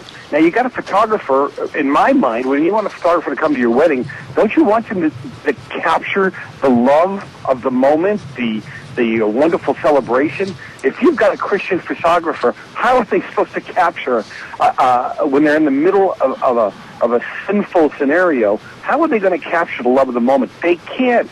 It is mentally and physically and spiritually impossible for them. But again, it goes back to, where are the other Christians helping this guy? Mm-hmm. We're helping these people. And you're right. I do the same thing. I owned a web company, a web design company for years before I sold it.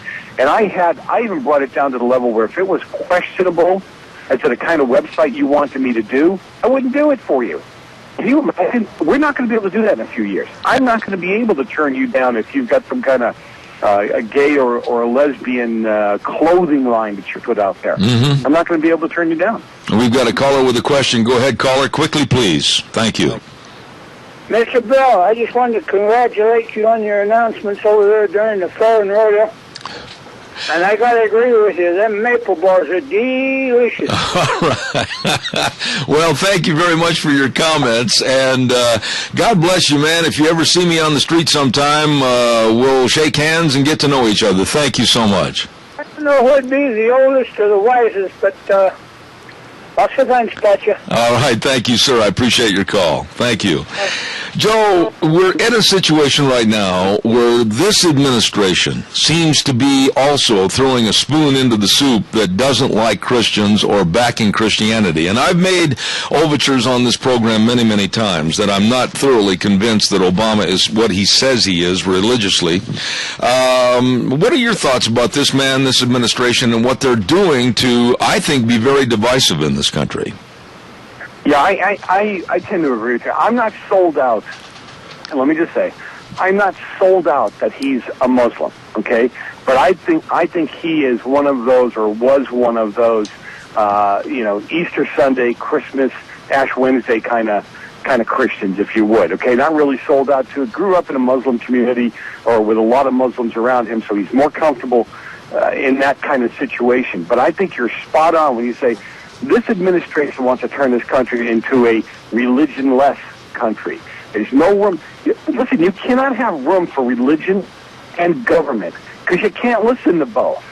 God says, rely on me. I'll take care of you. I love you. I care about you. I know what's right for you. The government says, I'll take care of you. I'll tell you what to do. I'll tell you what work to go to. I mean, they're at odds with each other. And he sees that. And if you look at some of the edicts, I'm not going to call them executive orders, I'm sorry. The edicts that he comes out with, he's God. In his mind, he is the supreme commander, the all-knowing, all-caring. That is just extremely scary. And again, these Christians who voted him in, the ones who sat there, this is a guy that was pushing post-birth abortion in his own state as a senator. Mm-hmm. I mean, I don't know, and if I insult your Christian listeners, I am sorry. How are you going to face your Creator someday when he says, look, I put you in a country that gave you the right to vote, I put you in a country that gave you the freedom to do anything you wanted to do, and you voted in a man that was killing my children? How do you do that? Absolutely. Joel, we're at a situation right now in this country where, and again, these are my opinions, that the pastors, ministers, etc., the leaders of the church that get up at the pulpit right now, I think are very fearful. I think in some conditions they're cowardly as far as not wanting to preach the Bible as it's written because they're afraid of ramifications and repercussions. So, that being said, how do Christians become activists to put religion and their Christianity back on the forefront and tell the other people in the world, no, we're not going to step around you, but we will step over you? First, we have to get them to believe the book they say they believe in, right? I mean, isn't that just basic? God says he's your sufficiency. God says he'll take care of you. Most of these people are acting out of fear, right? The pastors are acting out of fear. They might lose their 501c3. But you're a businessman. I mean, really, what would they lose if they lost their 501c3? Seriously. That's right. For them, they wouldn't pay much in taxes in the grand scheme of things. It's guys like you and me who give to them who wouldn't be able to write that off. So what? My God can't replace that money? My God can't take care of that for me? That's why I say to you, that from a basic standpoint, I don't believe that these guys really believe the book that they're reading. Otherwise, the government wouldn't faze them. And you're right. They're operating out of fear, and the good book says it's fear that waxes his people feeble, doesn't it? Absolutely. And Joe, in regards to Christianity in general, across the United States, do you see any pockets of hope, any glimmer of sunshine where people are standing up and letting their names and their numbers be counted? Yes, but I think the problem is they quickly get equated to quote-unquote conservative Republicans or conservative Tea Party people, and that all of a sudden makes them, whack-toids. And a lot of the colleges where the kids, and there's a group called Students for Life, and they do some great work on college campuses across the country when it comes to pro-life, if you would. And they're seeing those Christian kids start to grow up. So I've got some hope. It's going to be a long time. I'll probably have no hair by the time it comes across, but I've got some hope that on college campuses, believe it or not, these Christian kids are starting to wake up a little bit. But unless you've seen it somewhere else or you've heard about it, I don't see any communities or large cities where Christians are standing up in masses and saying no more. And until that happens, so they realize what power they actually have, this is how it's going to be. Joe, I want to tell you how much I appreciate having you on the air. It's a real treat and kind of a blessing to have you here this morning, and please promise to come back in the future. I'd love to visit with you more about other articles that are going on in the news. Yeah, I'd love to, and thanks for having me on the show. You're very welcome. Joe Messina, and a real treat this morning, and we're going to have more with Joe in the future, I can tell you that, and thank you very much. Calls are welcome for the next couple of minutes, 436-2244, 1-866-927-4587.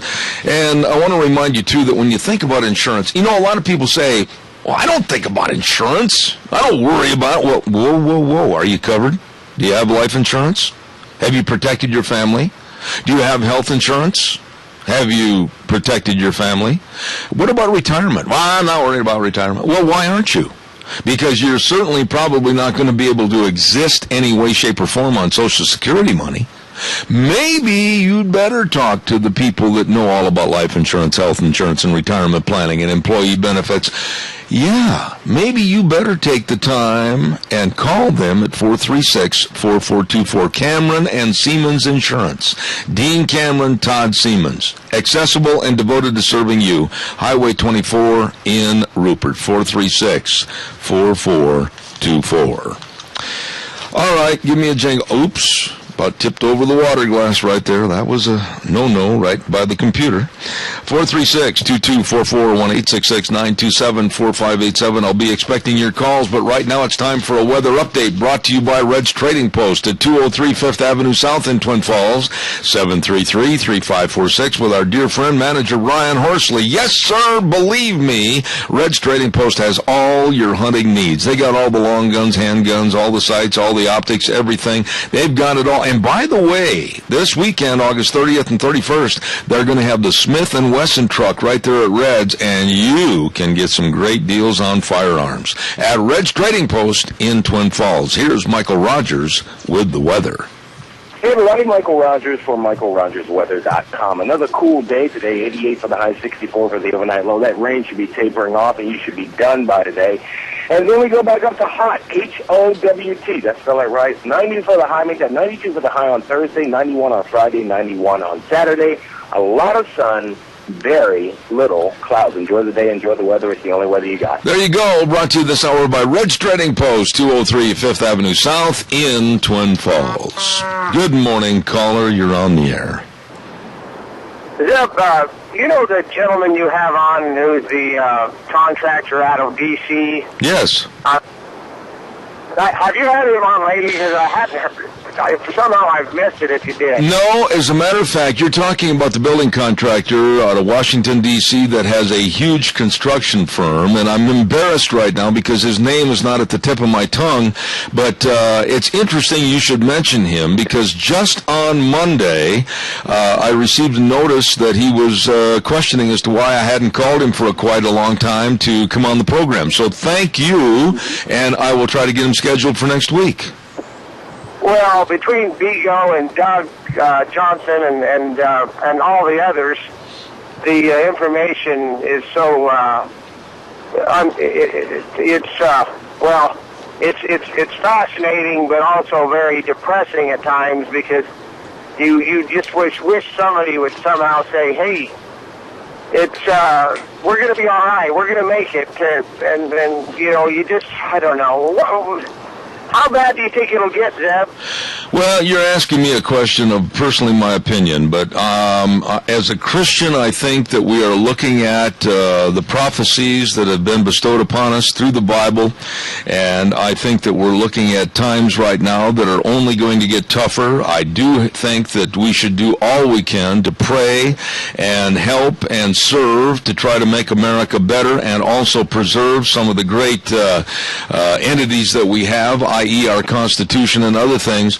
But I'm not going to give up. I'm going to say that I will do everything I can to fight this administration, this kind of a lawless attitude of executive orders, this kind of an ideology that I think is killing America and making Americans dependent upon other Americans to survive. And I'm not going to quit. As a matter of fact, they're going to have to unplug the program for me because I'm not going to quit, Randy, and I don't think anybody should quit. This country and the blood, sweat, and tears and the dead bodies that have fought for this country, America, deserve to have more recognition than us just rolling over and quitting. Well, I have a brother who said one day to me, he says, Obama doesn't know it yet, but his fate is sealed. He just don't get it. And then see these people that somehow think that they're going to somehow escape, the judgment day. I just don't know what they're thinking, well, I tell you what, I don't want to talk, you want to do as much good in the world as you can and put out what you reap, you sow. I mean, what you sow, you reap, and so you know what I mean. And I do. And by the way, I was going to tell you, my old 65-year-old mind all of a sudden thought of who you were referring to, and you were talking about Brett McMahon. That's right. Yeah. And he's a great guest, and I miss him, and I just hadn't heard him, and he's so informative, and he lives right there, and it's a great thing, and that you have him on, but you're just hoping somebody comes along and says, oh, yeah, well, it's going to be all right, we're going to make it. I know this. The people of America are so resilient that I see them, I was on a job Monday or Tuesday, it don't matter, and people were working in till 9 o'clock. I worked till 8, and these one guys told me they were going to work till midnight, and I says, well, how do you, don't you get tired?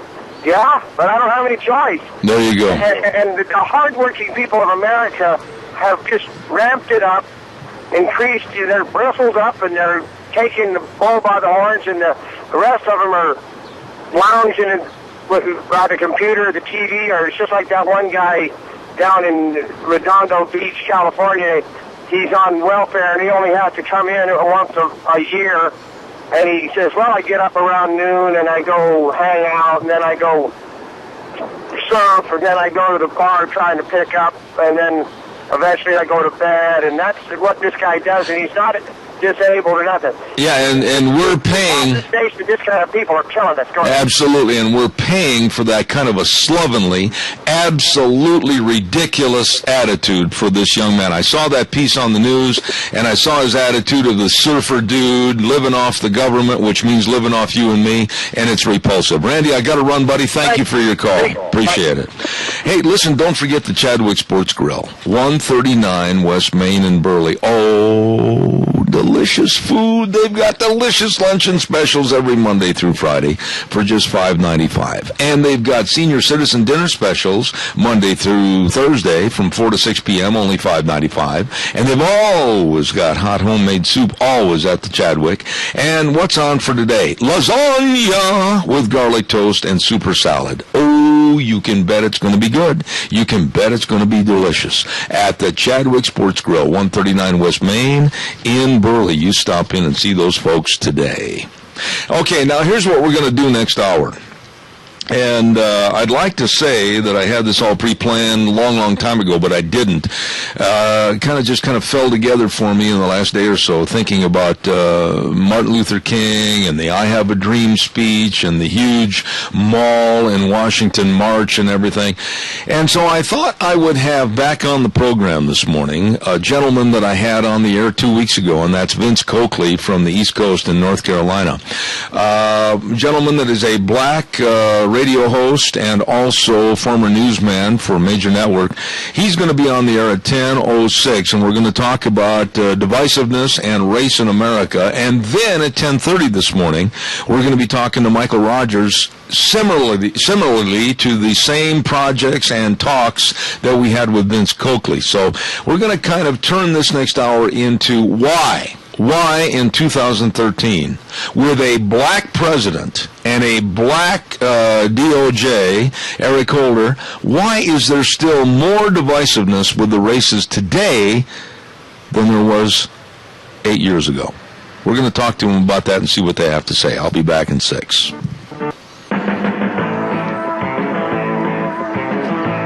I love those drums. Good morning, hour number 3. Zeb at the Ranch. I'm Zeb Bell, and brought to you by our major sponsor, your Magic Valley Les Schwab Tire Centers, all 7 locations serving you, along with some great advertisers, including Lee's Furniture, Floors, and more at 459 Overland in Burley, and our friends at Western Waste Services, always at your disposal. Get on the route service today. Call them 734-6969.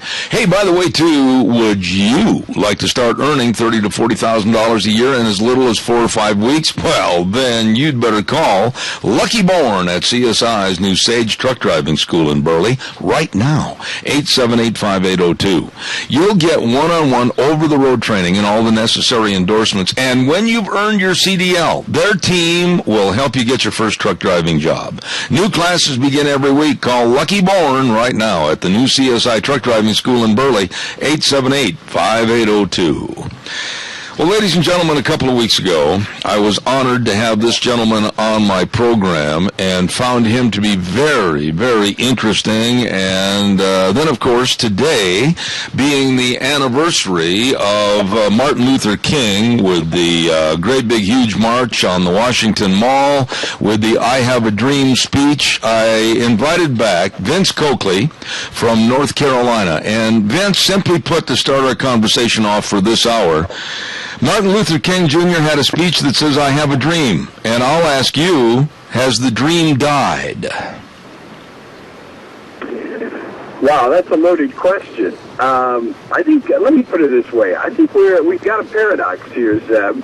On one hand, I think the dream is very much alive. I would also share with you a concern that I have, that we've got a parallel issue, that the dream has been hijacked. And it's been hijacked by people who have taken on the mantle of Martin Luther King without taking the heart of Martin Luther King. And so I think this is the issue we face. We've got these parallel tracks. We've got this dream that I believe is alive, and yet at the same time, I think we've got this nightmare that's been created by people who, unfortunately, have another interest rather than empowering people and seeing people brought together in unity and love. want to keep racial conflict and disharmony alive for their own personal purposes. I absolutely agree with you. I think you said that very well. Now, let's talk about the Dream speech itself 50 years ago. I was a sophomore in high school. I remember it vividly. And what was the dream? What do you think was the basics of Martin Luther King Jr.'s dream that he had for a unified America? What do you think he meant? Well, I think it goes back to what he said about the importance of content of character over color of skin. Mm-hmm. And again, this is a parallel thing because I think that a good many people have bought into that and they live that. On the same token, I think increasingly we've got people who have shifted away from the content of character part and want to focus on race for its own sake, without the character. And that's a problem. And when I say that, I'm referring to that from unfortunately, voices within the black community that I don't believe are about equality per se, but I really believe the more I hear from them, it's about perpetual grievance and, unfortunately, vengeance. When you say vengeance, of course, then you lead me to have in my mind's eye a picture of like Al Sharpton, a picture of like Charlie Rangel, a picture of like Jesse Jackson, that I would consider and call them race baiters and haters because that's how they make their income, is by more divisiveness. Would you agree with that or not? Yeah, and that's really what you're looking at. You've got what's been called a grievance industry. I was talking with a new friend a few weeks ago. I cannot remember his name right now, but he has created this fiction organization he calls PPA, Poverty Pimps of America. And this is unfortunately what we have. We've got a grievance industry that has to keep up strife, has to keep up fear, because this is what you raise money with. And this is what you get people to run out to the polls to vote for you under. That's the unfortunate thing. Fear works. Fear is effective. And what's sad is you've got people who are essentially making the same arguments that could have been made 50 years ago. Now, and I do not believe that we have the same conditions in America as we had 50 years ago. So I think it's clearly irresponsible. It's not backed up by facts. And here's another aspect of this. I don't even get a sense of any sense of celebration for progress. All I hear is complaining. And when you see these people, they're angry all the time. You don't see happy Maxine Waters or John Lewis, or every time you see them, they're angry. They're bitter. And what I think is worse about this is they're passing this on to a new generation of people who have nothing to be bitter or angry about. You know, Vince, one thing I find very demeaning, and I'll say it on both sides of the race issue, white, black, whatever, is that why should I, as a radio talk show host, or why should you, as a radio talk show host, why should we demean the other person by stating what color of skin he has? I find that to be very socially demeaning. We all have 10 toes, 10 fingers, we all have 2 eyes, 2 ears. What difference does it make what color of skin the person has? See, and I think this is part of the issue. This is a huge part of the issue, Zeph, is that and there are people who would take issue with this, with me, but I think a big part of this has to be people finding their identity in something other than their skin color or the way they have sex or whatever it is. These, to me, are what broken people do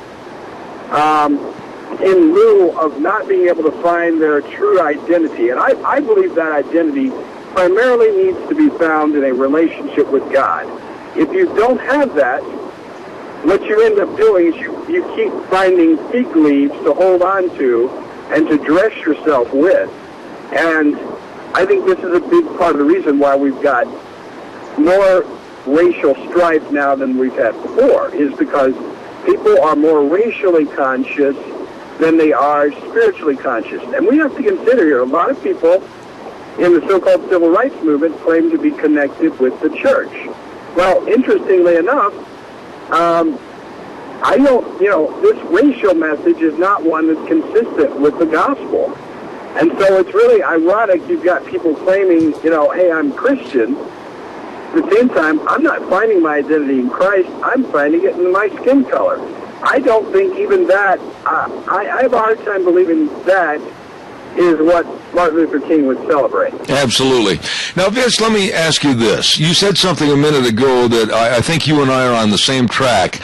I'm 65 years old. I remember George Wallace. I remember Selma, Alabama. I remember the marches. I remember Martin Luther King. I remember Mr. Evers and everybody else. But I think, honestly, right now, today, we are more divided as a country on race because of this Obama administration and because of the need for more of a activist attitude. Am I wrong?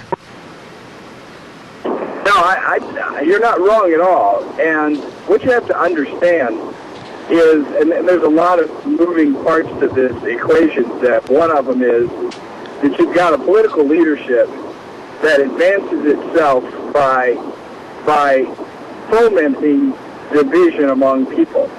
See, what tyranny is effective because you have people in the country who are so focused on opposing each other and disagreeing with each other, they don't see the real power brokers and what they're doing to the American people.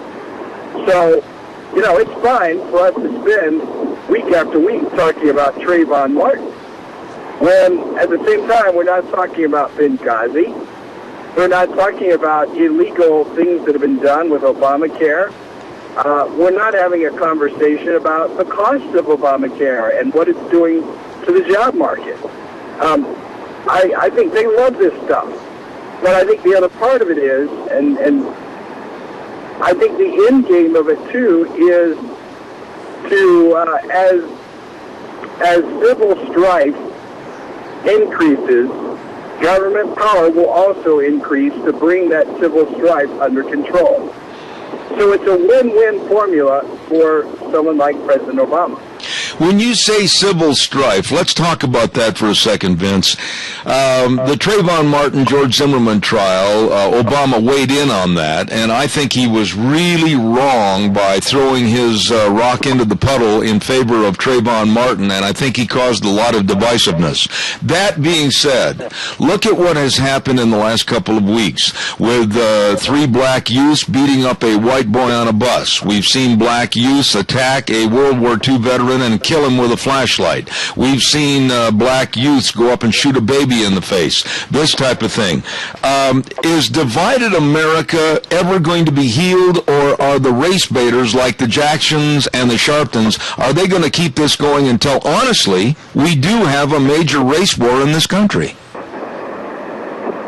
Well, I want to be careful that I don't step into, judging motivations of people's hearts, although sometimes people reveal it by what they say. I think, to be honest with you, if this kind of thing continues, I think open conflict is inevitable.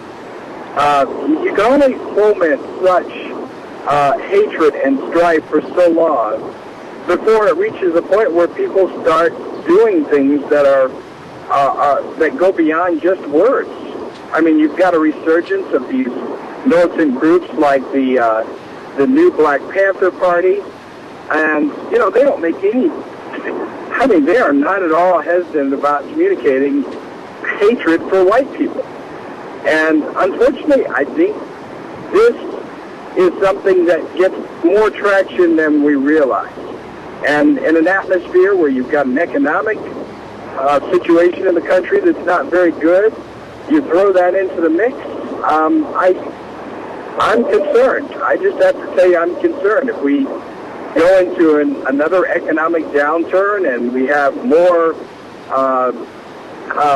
displacement of people losing jobs, losing benefits. Who knows what happens? Well, on the other hand, though, Vince, how do we get everybody together? How do we sit down at a table and put a blindfold on everybody? Everybody waits at the back door, and the others wait at the front door, and they put blindfolds on, and nobody knows who at the table is white or black or whatever, and we sit down and have a common discussion as to how we can eliminate this racist attitude in this country. What can we do? Well, Zeb, I think that's the $1,000,000 question. What I believe in, and I'm wrestling with this issue right now for a variety of reasons I can't go into now. But let me tell you this: I think the solution to this is we've got to begin engaging people in society that we are not necessarily comfortable engaging. Let me tell you what I mean by that. The Republican Party, and if I look at this from a political perspective, in many ways has avoided addressing and speaking and directly communicating, relating to people in the black community. I think it's time that they start having that conversation to go in and talking about, look, we are, and only if they're genuinely interested in this way, I don't want to put words in their mouth. They need to go in and say, look, this is what you thought you were getting when you voted for President Barack Obama. Let's look at what's really happened. Your health care benefits, the cost has gone up. We've seen the labor participation rate to where it was in 1979. Yes, the unemployment rate's coming down, but what we're creating is a lot of part-time jobs. You have not been served well. Here's what we want to do. We want to do a combination of things to help you make you freer, but at the same time, we want to engage you with the skills and the resources to help you be a successful person. That's what needs to happen. We've got to go in, and because unfortunately, in many areas, ways the black community has become very insular, and the voices that claim to be speaking for the black community, I mean, they're on, the usual radio stations and media, and unless there's a voice from the outside that comes in, they're not going to hear what you and I are talking about right now. Some of us have got to go in and have this honest conversation with them. But that's the only way it's going to happen. But you're not going to, and what you got to do, Zeb, you've got to go around the Jesse Jacksons and the Sharptons. I agree. They all belong at the table. I agree. You're not going to, you don't even recognize them as the leaders because they are not the leaders. But I'll go back to the Christian principle and philosophy, Vince, that God helps those that help themselves. And I'll say this about any minority or any group of people that feel that they're downtrodden. You've got to stand up. You've got to learn how to pull yourself up by your own bootstraps so that you earn and gain respect from others so that we can work as a team. And right now, considering Detroit and other areas around the country, I'm not seeing that from the black community. Am I wrong? Well, that message, you have to understand, and I think this is where there's got to be a little more sensitivity, and let me tell you what I mean by this. We've got people who have been trained in the language and the culture of slavery. And here's what I mean by that. I'm not talking about white slavery in the form of the chattel slavery that unfortunately was practiced in this country. I'm talking about the new slavery of the government plantation. Mm-hmm. You've got people who have been listening to these voices for so long, Zeb. They don't, they've got to be able to understand first before they listen to anything you or I have to say. They've got to understand that we care. And it's great to come in and talk about pulling up, yourselves up by your bootstraps. And I've heard people say, well, some people don't even have bootstraps. And I can, I can identify with what they're saying. Here's what I think we have to understand. We've got to be able to communicate a message compassionately, but before we even talk, I think we've got to go in and listen. What's really going on? Let me just briefly tell you something, Zeb, that I really encourage listeners to check out. I've got a friend, T.L. Bryan, who's done a documentary called Runaway Slave that deals with this issue. And I watched this last year in Dallas. One of the things that really stood out to me, a segment in that, is there's a guy he talked with who was just very angry. And he talked about this. He said, I realized I was very angry. And he said, I had to ask myself, why was I so angry? And he said, I realized I was angry because of my home was broken up and I was not allowed to be with my father. So he realized that he was angry at his mother partially for keeping him away from his dad. Here's my point in this, Zeb. We've got family issues that I think are really in the forefront here. We've got bitterness, anger, and a lot of angst that are associated with the fact that so many people, so much of what they've been living is brokenness. So they can't even hear a message of what you and I are talking about. So if we want to make a difference there, we've got to go in and bridge that gap and love people and be willing to engage them relationally and personally to help them get on their feet. That's the missing element. When you look politics alone won't exist. When you look at the overall situation, though, Vince, when you look at the overall situation as to what's going on in this country right now, through education in our elementary, high schools, and into colleges, and then you look at the sports world with the team philosophy, why can't we employ in everyday life the team philosophy of whether it's the Green Bay Packers or whether it's the Chicago Bears or the Dallas Cowboys, and apply that to everyday living so that we can work as a team? You can't do that because and it goes back to what I said earlier, Zeb. The idea, I agree with you, it's great if we could do that. What you have to understand is, to me, I don't know where you are, and this, to me, the building block of a society, it starts with the family. And if the family is not whole, you're not going to produce whole people. You're going to produce people at the level of brokenness. Heck, they're going to have a difficult time personally. And they're probably having a difficult time, in terms of engaging family. So how open do you think they're going to be to engaging strangers, especially white strangers who they've been taught all of their lives to view with suspicion? Do you see what I mean? I do. So this is where that gap has got to be bridged relationally and personally. See, I think if there's going to be any progress on this on the social front, the political front, it's got to be people relating and loving people on the ground in their communities before they're even going to begin to listen to what you and I are going to have to say about the things that concern them most. And to be honest with you, Zeb, and we could probably spend a whole hour program on this, this is where I also believe the conservative message falls flat. If there's not a willingness for us to lay down our lives to love people sacrificially, if that's not part of who we are, then if all we have to offer is a political philosophy that's detached from human love, from sacrificial love, this thing is over. I mean, I don't want to sound pessimistic, but I think you've got a culture and a political system that already, it's very much up and running to bring people further into bondage by giving them things.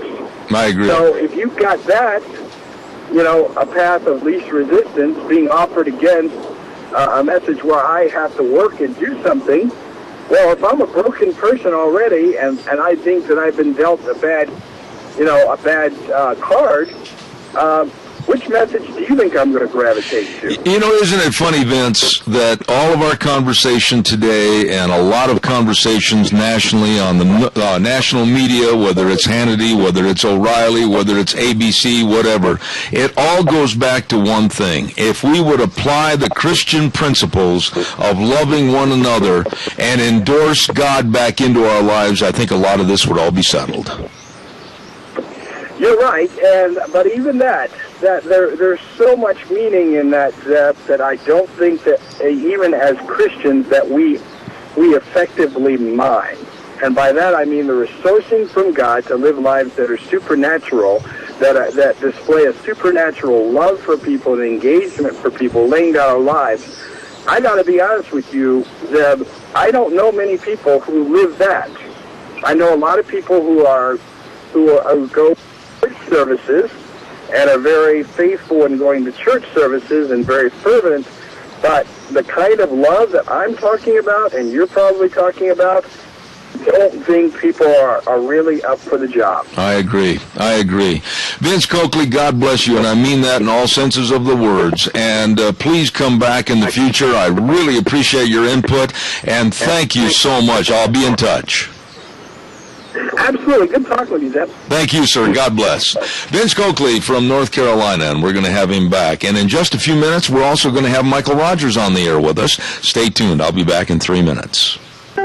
And now back to Zeb at the Ranch on AM 1230 KBAR. To reach Zeb, call 436-2244 or toll free 1-866-927-4587. And now, here is Zeb Bell. Hey, don't forget Sportsman's Warehouse at 1940 Bridgeview Boulevard in Twin Falls. And, of course, it's the great indoors for those who love the great outdoors, always with quality products for the serious outdoor enthusiast. Oh, my goodness, they've got nothing but quality gear, giving you the edge to perform well and enjoy the journey. Stop in and see my friend Reese Widmeyer and the rest of the crew at Sportsman's Warehouse. I love this store.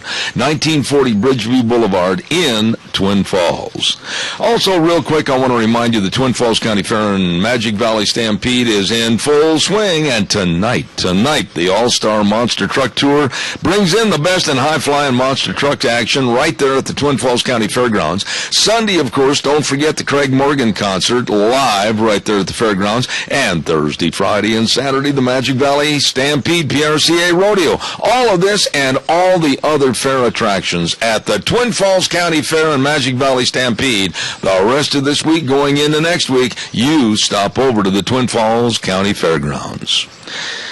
A good friend, a very good friend, is on the phone with us right now, and I'd like to say good morning to not only my weatherman, but a gentleman that understands meteorology and can express it in very easy and understandable terms, but also a man that understands what's going on with the racial divides in this country, which I think are becoming bigger and more of a chasm.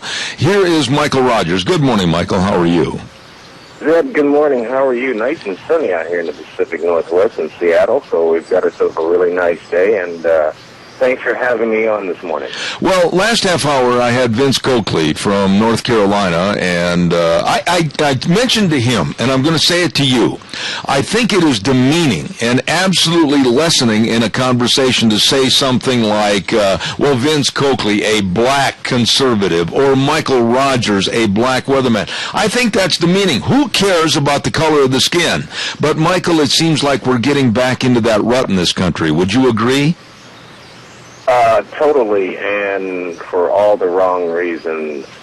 It is my opinion, after watching the Reverend Dr. Martin Luther King during the March on Washington when I was in the 4th grade, speak to all those people as people. He wasn't talking to Negroes back then. He wasn't talking to whites. He was talking to everyone. And to see what's happening now, it is my opinion that he's turning over in his grave.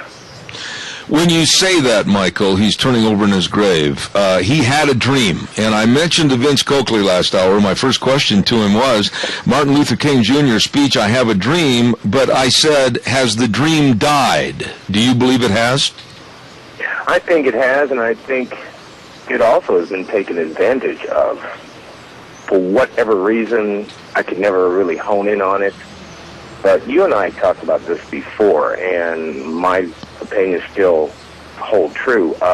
What you're seeing now is a lot of people with an attitude to the point where really they just don't care about their fellow man.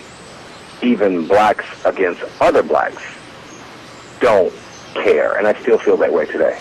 When you say the don't care attitude, would you say that it has been intensified ever since Obama took office, or did it start before? When did you start to see a real degeneration back into a racial divide in this country? After he got reelected, is when I saw it, because it told me that, number one, the country was changing. And it also told me that you have a lot of people with that attitude of, I really don't care. He's going to take care of me. If I run into any problems, guess what? I'm going to play that race card. So you think, Michael, and I really value your opinion on this, you think that the playing of the race card, or like I had mentioned to Vince Coakley, the race baiters and haters like Al Sharpton and Jesse Jackson, this has turned into a big money-making scheme for them and their constituencies, and this big chasm might never go away? No, I don't think it's going to go away. I think it's going to get worse. And when you bring up the subject of money, money is by far out in the foreground of all of this. But you have to look at now that there are more people thinking this way with race baiters like Sharpton, like Jackson. And then let's really get down to it. We're talking about living. I mean, these people made their money doing what they do for a considerable amount of time. With Obama in office, with the way the country is changing, with the way things get turned around by differences of opinions, this just kept their lifestyle the way it was. And they're never going to come off of it because it is of money. It's exactly what it is, because of money. And that's what hurts right now, because we're not at the top. We haven't seen the worst of it yet. We're just at the beginnings of it. And it will continue when Obama gets out of office. So it's not done. It's going to get worse. When you say get worse, Michael, and you and I have had private conversations regarding this subject on many occasions, but when you say getting worse and will get worse, what are you talking about? Are you talking about a warring America to where it would be black on white or all minorities against whites? What are you talking about that you honestly feel might happen if somebody doesn't come in and put a cork in the bottle? I think it might get to that point. I really do, because in order for things to change, or I don't want to make this all about me, but in my experience, being a recovering alcoholic, no people are going to make any major changes in their life until something happens. Period. And this is going to continue, and this is going to continue, and it's just building, and it's just building, and it's just building, to one day somebody's going to say, I have had it. And when you get to that point, now you're having a difficult time distinguishing between the true and the false. And something's going to happen, and someone is going to get hurt that is going to force a change or a decision later on. So we're at I can't really say if it's going to be a war or a race riot. I always thought if Obama did not get elected, there would be a riot. But by the same token, that's where we're at. And to acknowledge the truth of what's happening is frightening, because it is the truth. Some people will not acknowledge that. I'm only basing this on my experience from what I have seen in life from the time I left home at 17 years old up to the time now that I'm 58. Let me ask you this.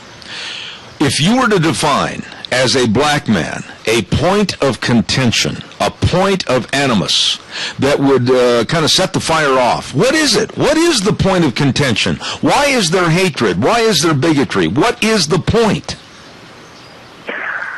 There is,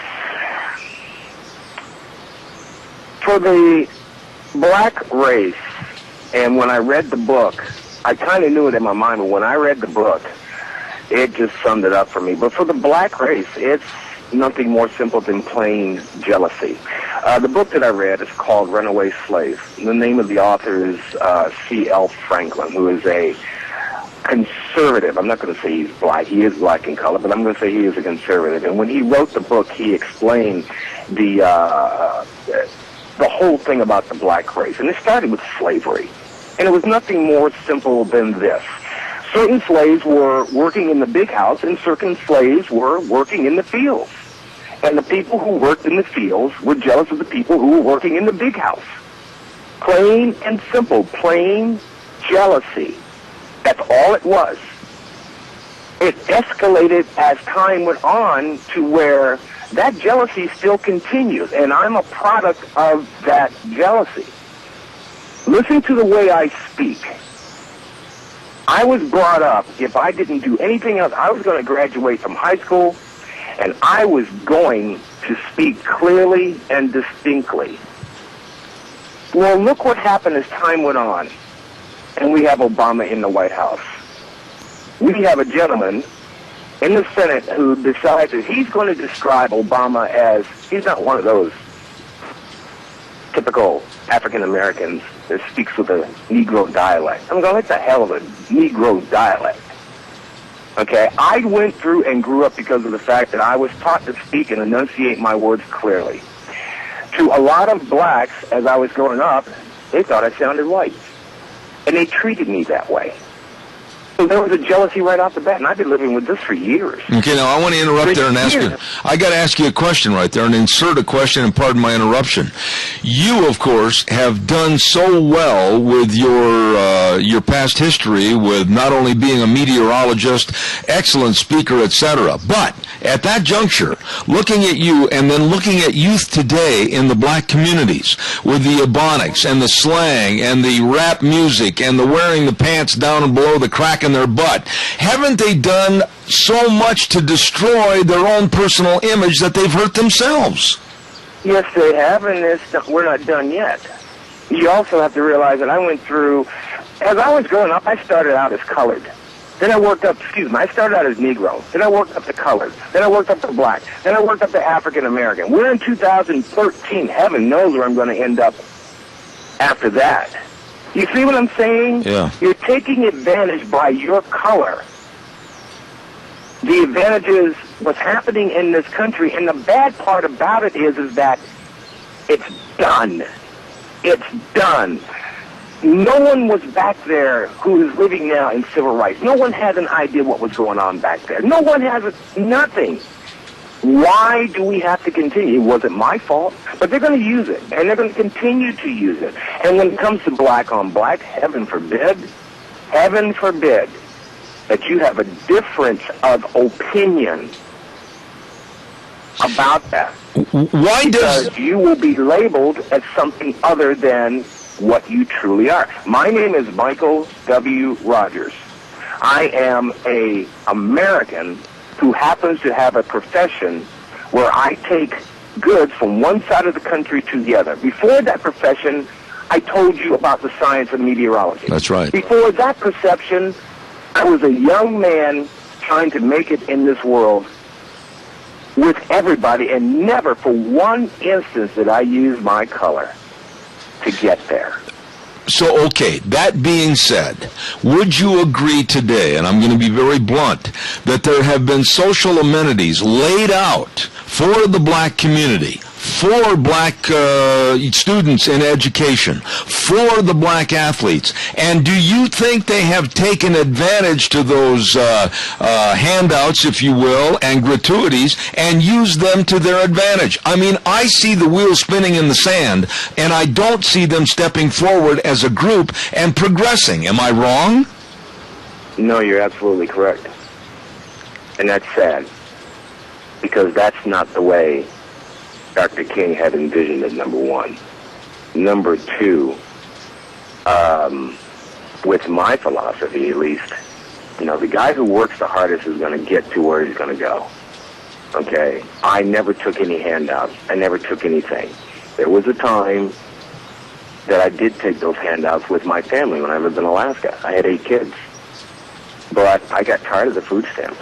I got tired of it all. And I came off of them, and I'll never forget it. My ex-wife at the time, when I came off of it, she goes, "You're crazy." I go, like, "No, I'm sick of this. I'm going to work and take care of my family the best way I know how to, and I don't want your handouts." That's what you're seeing now. You've got a lot of people who are getting a lot of free stuff. If you start taking that free stuff away, you're going to get resistance. And right now, because there are more people getting the free stuff and taking advantage of it, it is difficult for a guy who is actually doing it the right way and trying to work hard to get to where he wants to go. And it's not his fault. So you're right, Zeb, what you're seeing right now. Well, let me ask you this question then. Maybe you won't agree with this analogy, but whether it's higher education with professors standing elbow to elbow, shoulder to shoulder, black and white, Hispanic, doesn't make any difference, trying to figure out a cure for cancer, or whether it's an athletic team standing shoulder to shoulder in the huddle to come up with a play that's going to put the ball in the end zone for a touchdown, or whatever the circumstance, why can't we operate more as a team instead of being so divisive as the last 5 years have been under this administration? Zeb, nobody cares. There's no big rocket science reason to what you're asking. You see it all the time.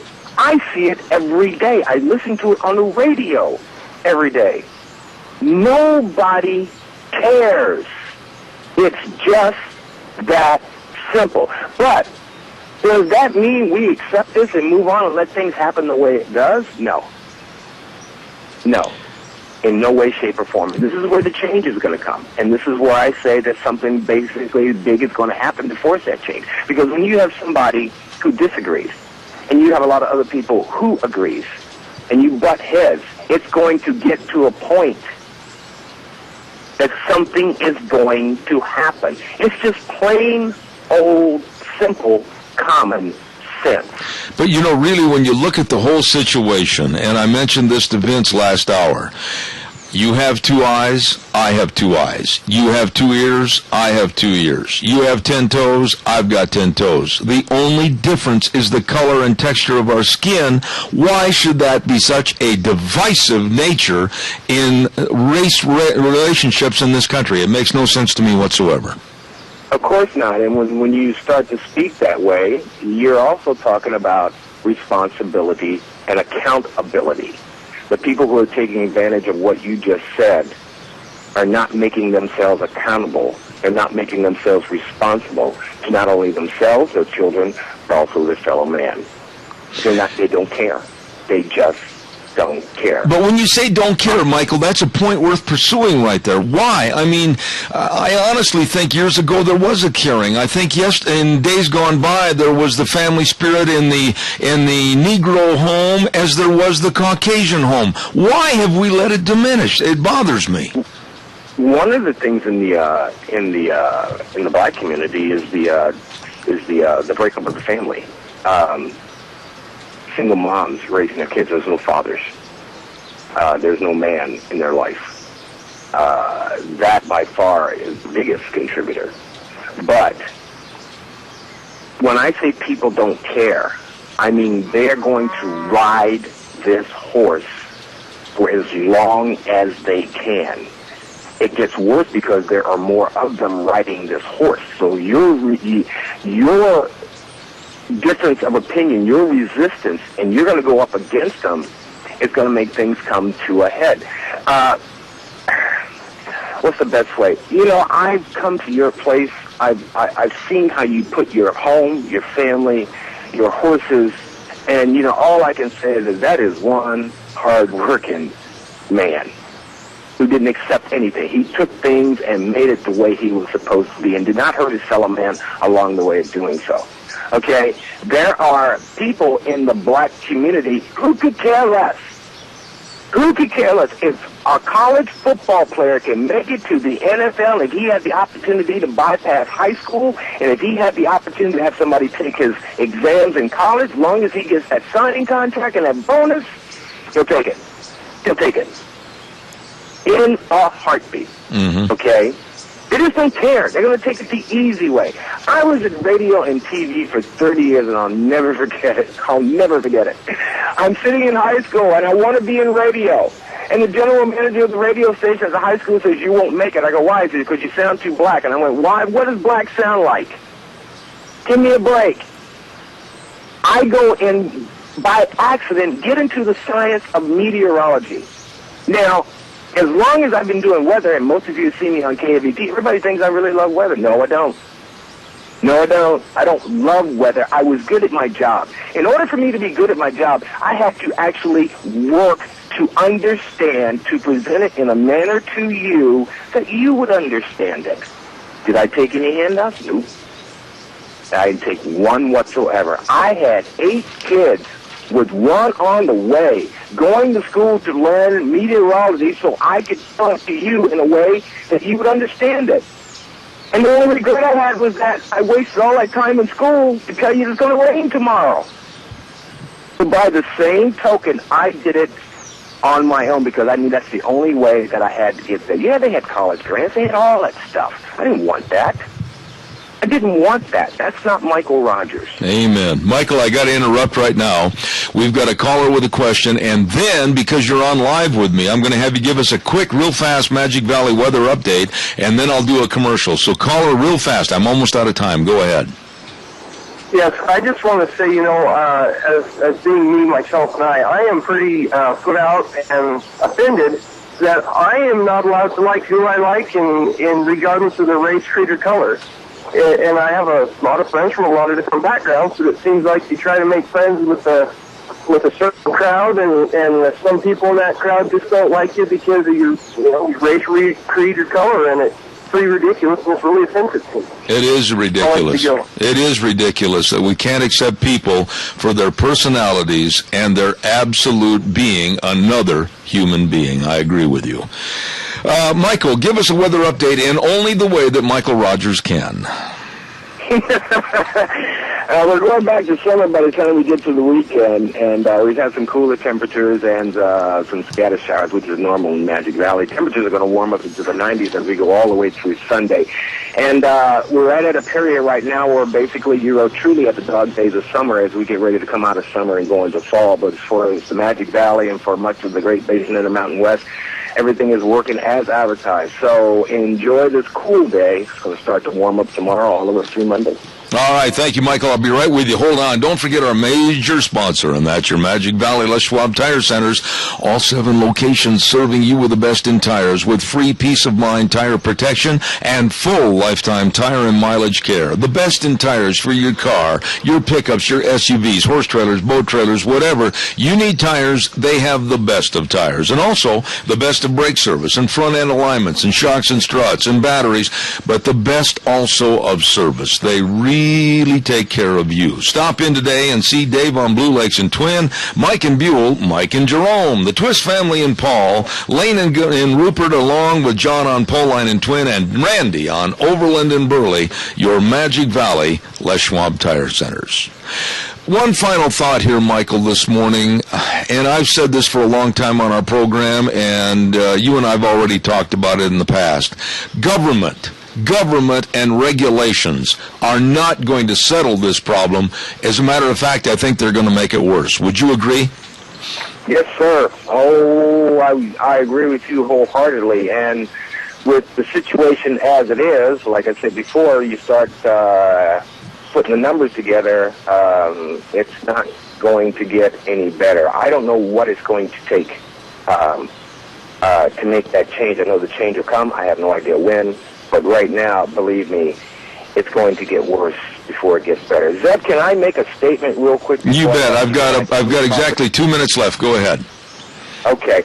I've been with you now for about 5 years, and if there was ever an example where I could have pulled the race card, I definitely could have done it. Now, I'm not going to get into the past about what happened to me, and I don't really want to go back there, but here's a classic example of me versus a lot of people who would basically take advantage of their race to take advantage of you. You know, when I left KMVT, when I went through the troubles that I went through, when I went on the air with Zeb Bell and told everyone what happened with respect to my house and the house that my family got into Alaska, everything that happened to me was not racial, and I could have played it that way. Why didn't I do that?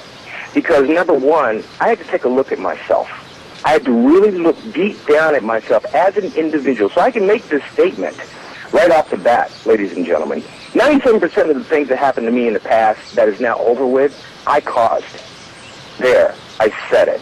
I've made myself accountable, I've made myself responsible, and I have moved on. It had nothing to do with race. Could it have? Sure. Could I have taken it as far as I could, as far as race is concerned? Sure. But guess what?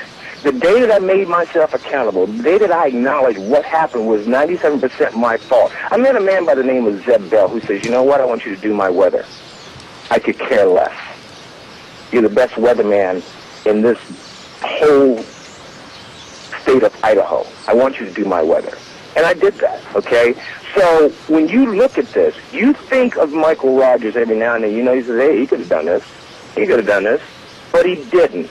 Because it's a part of life. We go through this stuff, okay? And right now there are more people taking advantage of crap that I went through in the past, taking advantage of you. And it's going to continue for quite some time. All I want to say, and I am out of time, unfortunately, but I want to say, Michael Rogers, my friend, and it'll always be that way. Michael, I thank you. I compliment you on your excellent dissertation this morning. It was very well received. And you got to promise, doggone it, you got to come out here live and enjoy lunch after the program someday so we can just kind of sit here for an hour and then have a nice lunch. You remember the last time we did that for Thanksgiving, just before I really took off to trucking, and I came out for Thanksgiving? I do. Your wife, we just sat there that day. You remember that day? That was so much fun. Well, and come back so we can get Deanne to cook up another peach pie, my friend. Thanks. God bless you. Take care. Bye, everybody. All right, take care. Michael Rogers, greatest weatherman and a very, very dear friend. That kind of sums up the feeling from two individuals that I hold in highest esteem, Vince Coakley and Michael Rogers, as to what's going on in this country, unfortunately, with race relations in America. I'm glad you had a chance to listen to them. I'll see you tomorrow morning at 8:06.